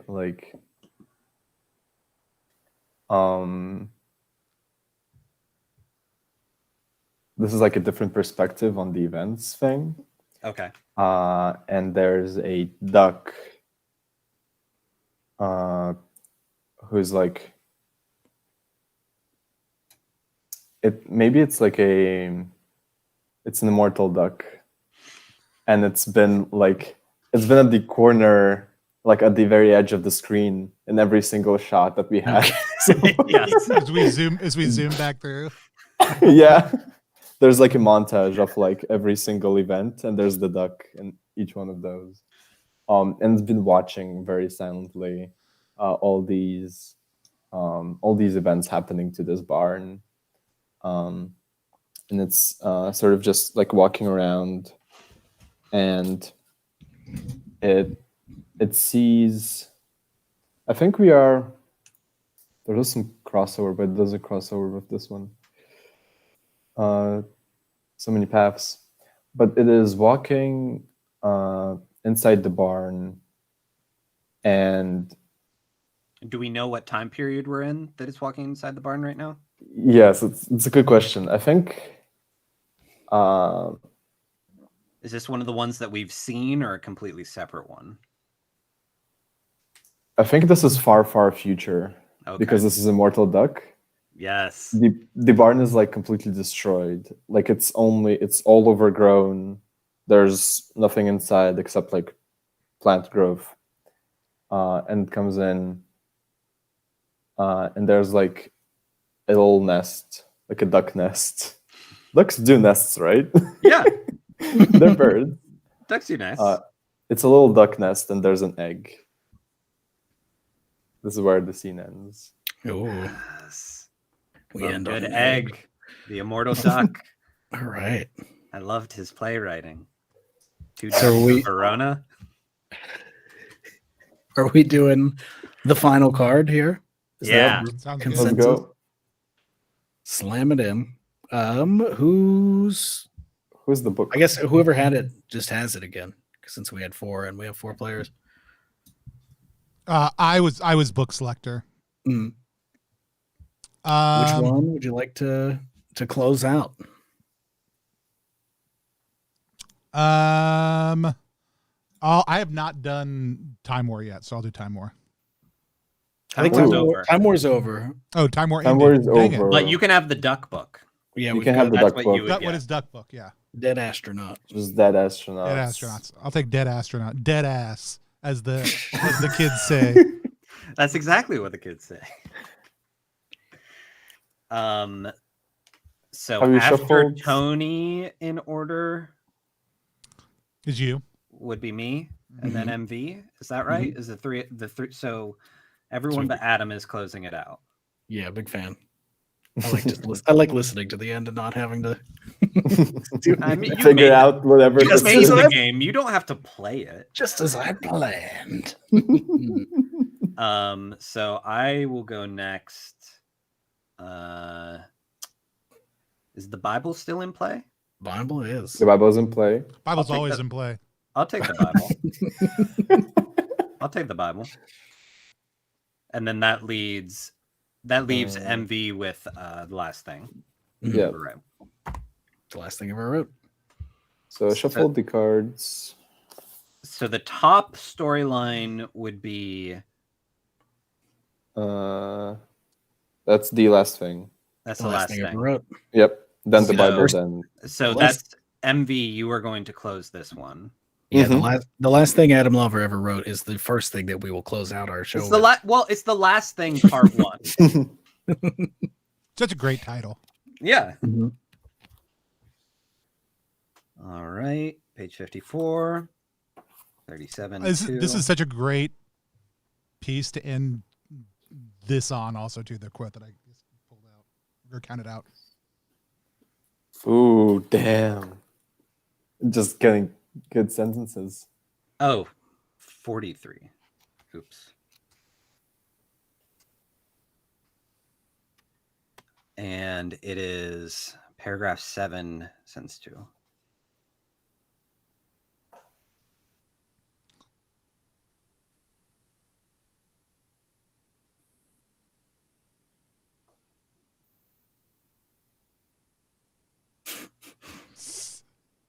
All right, so this line is a cold dawn that follows me everywhere I go, weighing upon me, but forcing me to fly.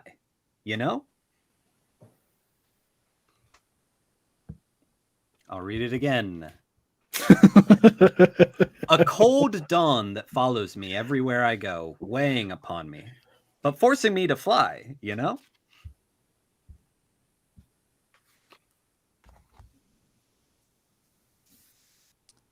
Oh God. And what was right before And this? What was the right before this last- timeline? The last thing you saw was JFK and a child walking deep into a forest.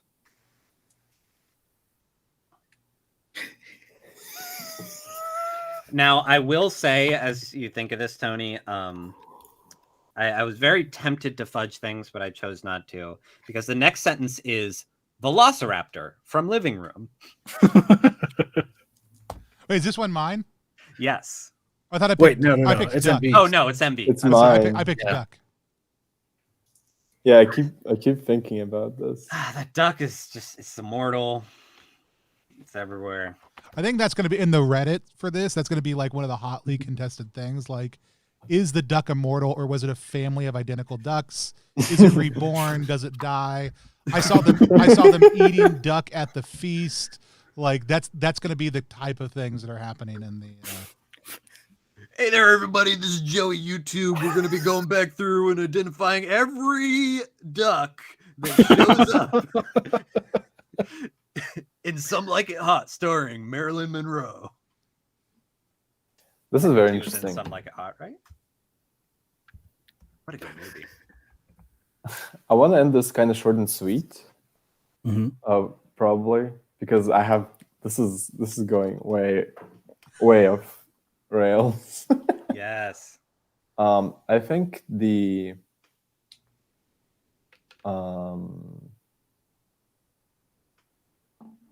person with the JFK mask, they like pull out another mask, which is a duck mask, Yes. and they give it to the child, right? Mm-hmm.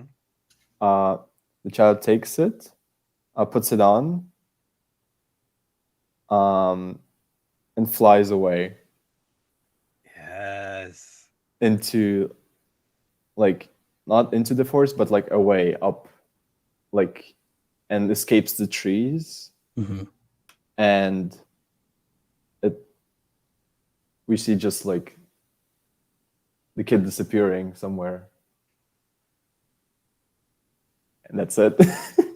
No, Yeah. I love it. I love the way it kind of like echoes the pyramid flying away, too.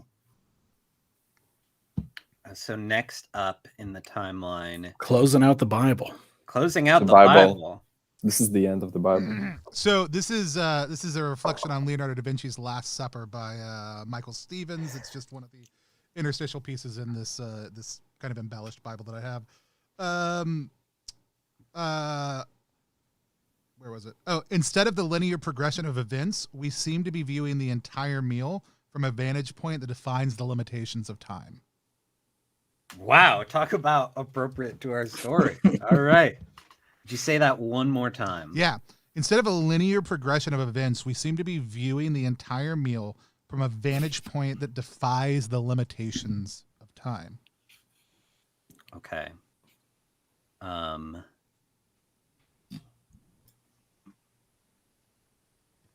Okay, I like this.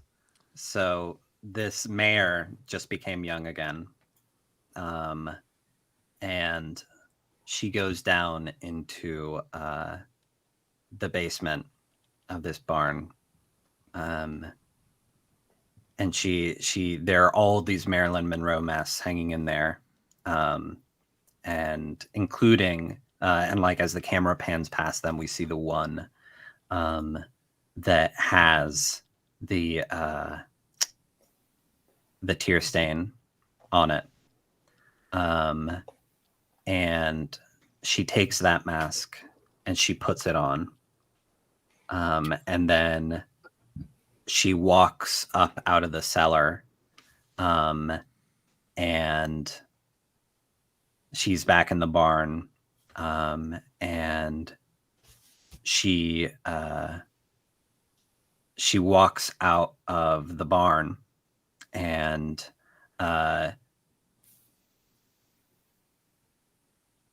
we can see that she is like back in the timeline of the original digger.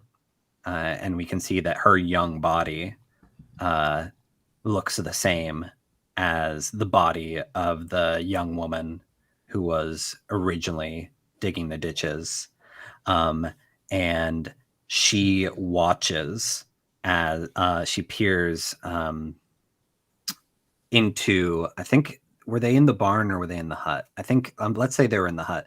Basically, she watches as JFK disappears herself. And she cries a second tear. And it marks the other side of the Marilyn Monroe mask. And JFK turns into a pyramid and flies away. Great. Nice. All right. Our last passage. Tony Tony to interpret about this Dead ass. duck. By Jeff. Vandermeer. Jeff. That ass by Jeff. The sentence is, I visited a friend here once. So you have a duck with a nest, single egg. Hey, is this your time to tell a story or my time to tell a story? It's yours, Tony. Okay, I got it. Well, that was the recap. I know. I'm just saying. Oh, I thought you were looking at Adam, and so I thought it was an actual question. I knew it was the forgot recap. that. I got it. So we see the duck come up on the nest, and we see it like nudging around the egg. It settles itself, and then we see kind of like a couple of quick shots where it's obvious like a day has passed. We see, low light, darkness, light. We see the duck sleep. We see all of a sudden we hear like we see the duck like starting to shift and to move around, and it gets up, and the egg is cracking out from underneath it, and stepping out hand in hand from the egg are a miniature version of JFK and Marilyn Monroe holding hands, and then we cut to black. Legend has it. Legend has it. This is exactly how it went down. That's exactly how it went. All right. Oh man. I just want the tabloid like at the front of my giant eagle, at the checkout that is like Marilyn Monroe and JFK actually baby ducks. More on page 12. Crack from an Paragraph egg. 3, line 9.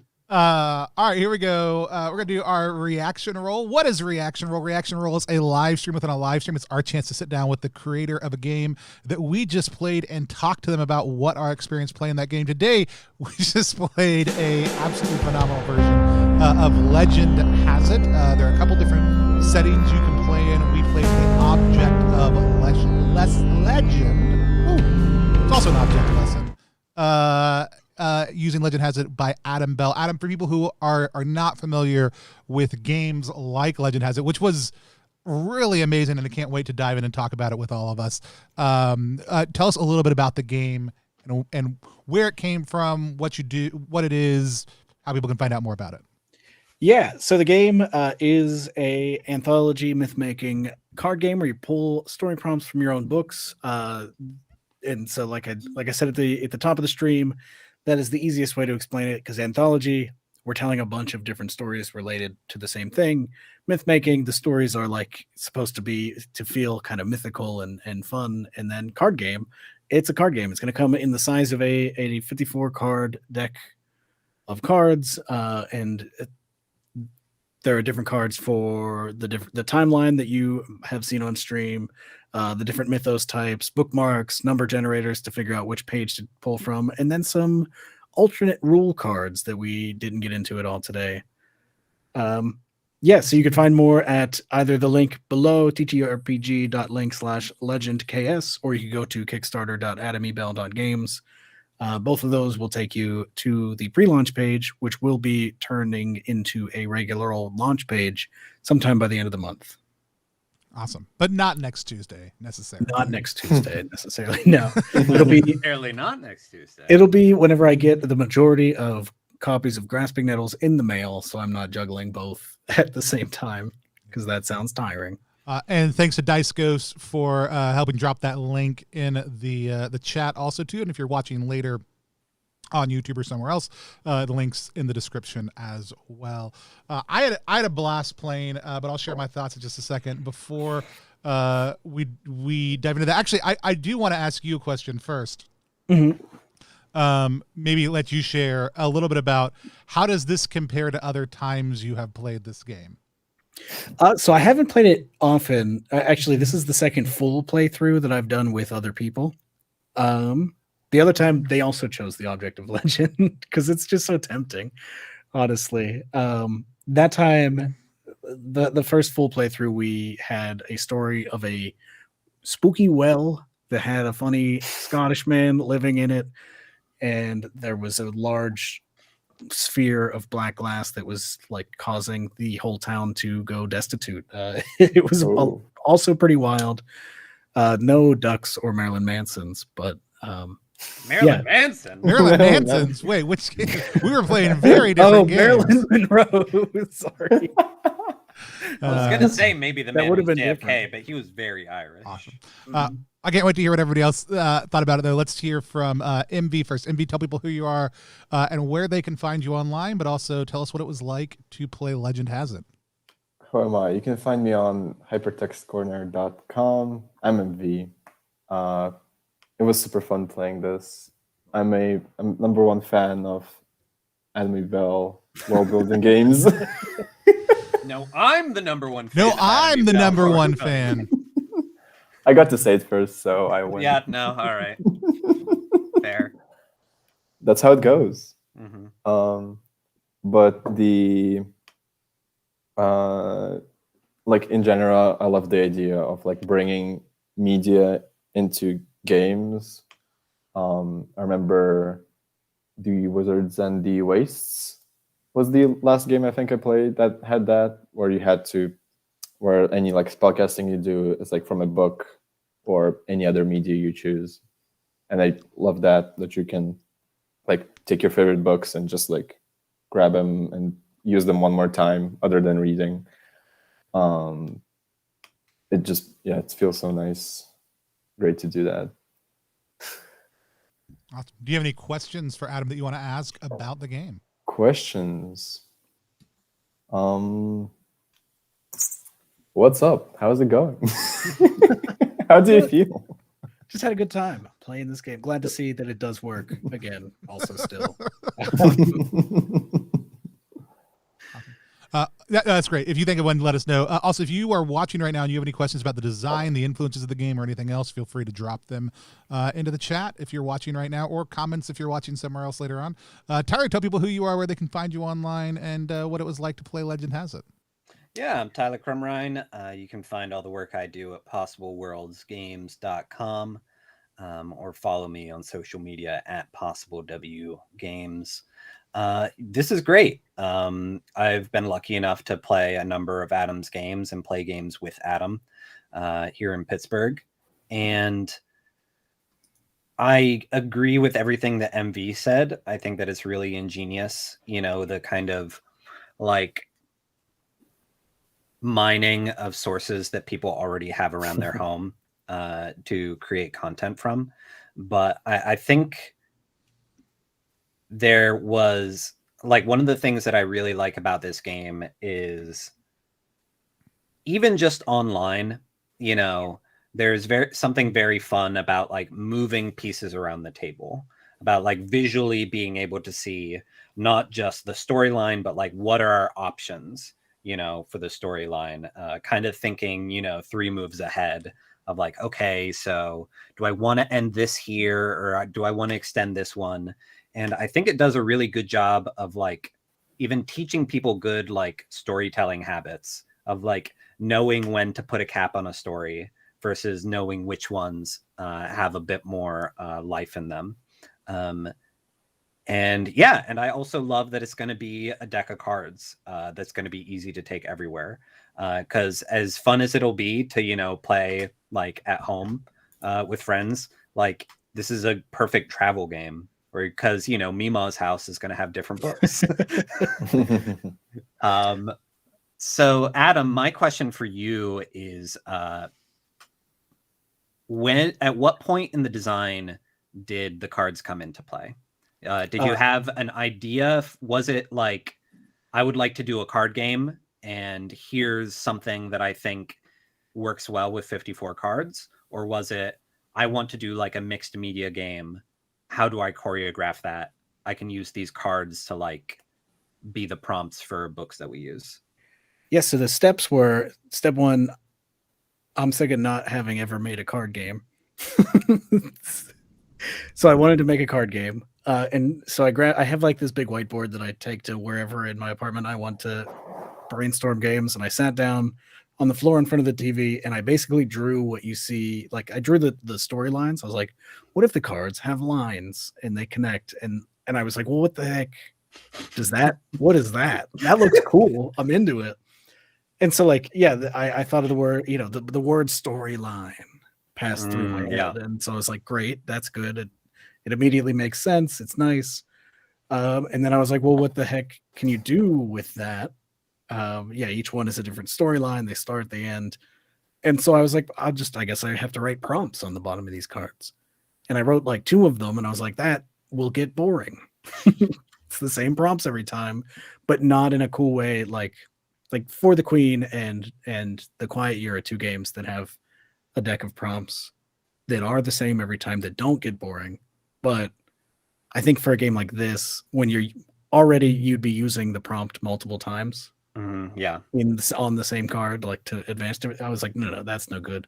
How can I do want to make this a nice small card game. How can I get prompts? And that's when I was like, everybody's got books. We love books. But just steal other people's prompts. Right.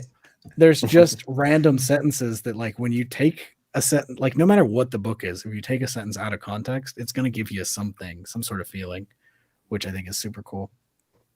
And then the rest of the little tidbits of design were mostly logistics and how to get that into a 54 card deck and still be good.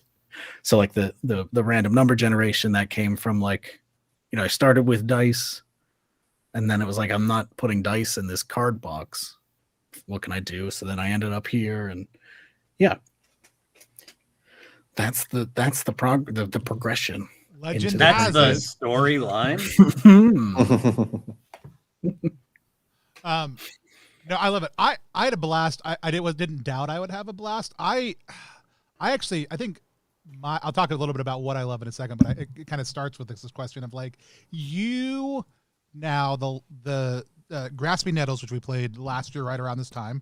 Now Legend has it. Both have a very distinctive physical manifestation for how the storytelling process comes together. And I know you talked a little bit about like the card pieces, but I'd love to hear a little bit more about like, Is there a place that comes from in your design process? Is there someone you work with that you feel like really brings that out of you? Because you did two great games that have a lot of world building elements in them, that have two very different but very distinctive ways that the visual element impacts the flow of the game.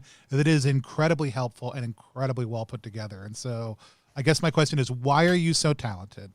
And where does that come from? No, but seriously, like, is there a point in your design philosophy that you think really kind of brings that together? So I think part of it definitely comes from my particular like deficiencies when it comes to playing games. Of like, it's very easy for me to get distracted and then like miss 2 minutes of conversation. But having something to like touch and feel and look at, like, kind of keeps me in the moment. So it's like a little bit one of these things that like adding accessibility to things helps everybody. Like the classic example of that is like the curbs in the crosswalks when they go down to the street. That's just nicer than stepping off the curb, even if you can step off the curb just fine. Right. So it's like this kind of stuff helps me focus in a game, and also just makes the game cooler. So yeah, there's definitely that. There's the fact that my like design brain lineage comes from like a decade of playing board games before even thinking about making RPGs. I think those are the two big. That's probably the two big ones. Is my particular brain, and then also I just like physical board games and stuff like that. Yeah, you, Sinfeng Lim, Banana Chan, and a few other people. Will Yobst also too, especially with Torque. But I think, like I consistently see, there's a few designers out there that I really love who, like, that board game brain makes us think about things a little bit differently. And table presence is a huge hallmark of a lot of those creators whose designs I really gravitate to, as far as like, oh man, like I can't wait to share this game with other people, especially right to put it on the table and lay it out and let people see how it unfolds. I also just love anything that's like the timeline aspect of this and the actual physical tracking of the timelines and how that all works together and the card pieces coming together. It also tickles something in my brain as a nerdy middle schooler and even upper elementary who like to argue with people about how timelines work and interact with each other. It tickles a very fun part of my brain. So we've got a couple questions from the chat. Trasharama says, if it's not too insulting, how much and how fast can I throw money at the screen to get a copy? Throwing money at the screen won't do much for you. But do you have, I know like Nettles took about a year. Are you thinking about the same for this, or is this closer to being done? This will be the fastest Kickstarter turnaround that I have ever done and will ever do. Because, I mean, right now I've been thinking. You've talked about a couple different like art changes you want to do, but like the game is done. These are cards that could be submitted for prototyping, like, and printing already in the playtest thing that we have. So it's done-ish.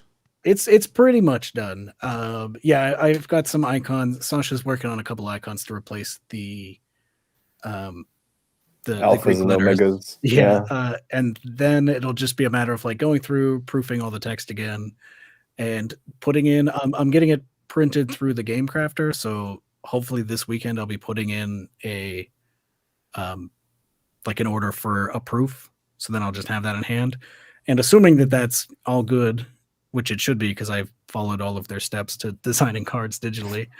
Assuming that's all good, it'll be ready to print as soon as I get the money from the Kickstarter. Awesome. And then I think I'm going to be going through them to ship it. So I love Game Crafter, like such a great resource. If you're someone out there who's looking at stuff, and board or card games specifically, it's a great resource for prototyping or just getting it done. And so I think it'll be. I'll have to rerun the numbers on how much it costs to create a copy, which, like, on the scale that I'm doing is more expensive than you might like to see. But I think it'll be about $30 for the box. Cool. No, that's a steal. Yeah. It could be cheaper like if a I was physical making component game. Yeah. If I was making thousands of them, I could bring that down, but I'm not. Or if you were printing them overseas and having them shipped to the US and dealing with all the craziness that's in international mail right now, and then shipping them all out yourself. It Yeah. could be cheaper if you didn't want more money. Yeah. that too.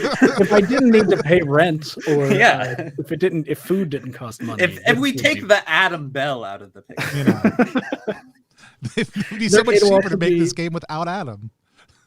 there will be the cheaper version of just the digital files that you can either there will be like a black and white version you could print out yourself, and then also I will just have a file that you can import directly into playingcards.io and play like we did. very important question, Adam. Will you be making the Legend Has It bucket hats? No, I don't think I could do that. I don't think I could bring myself to it.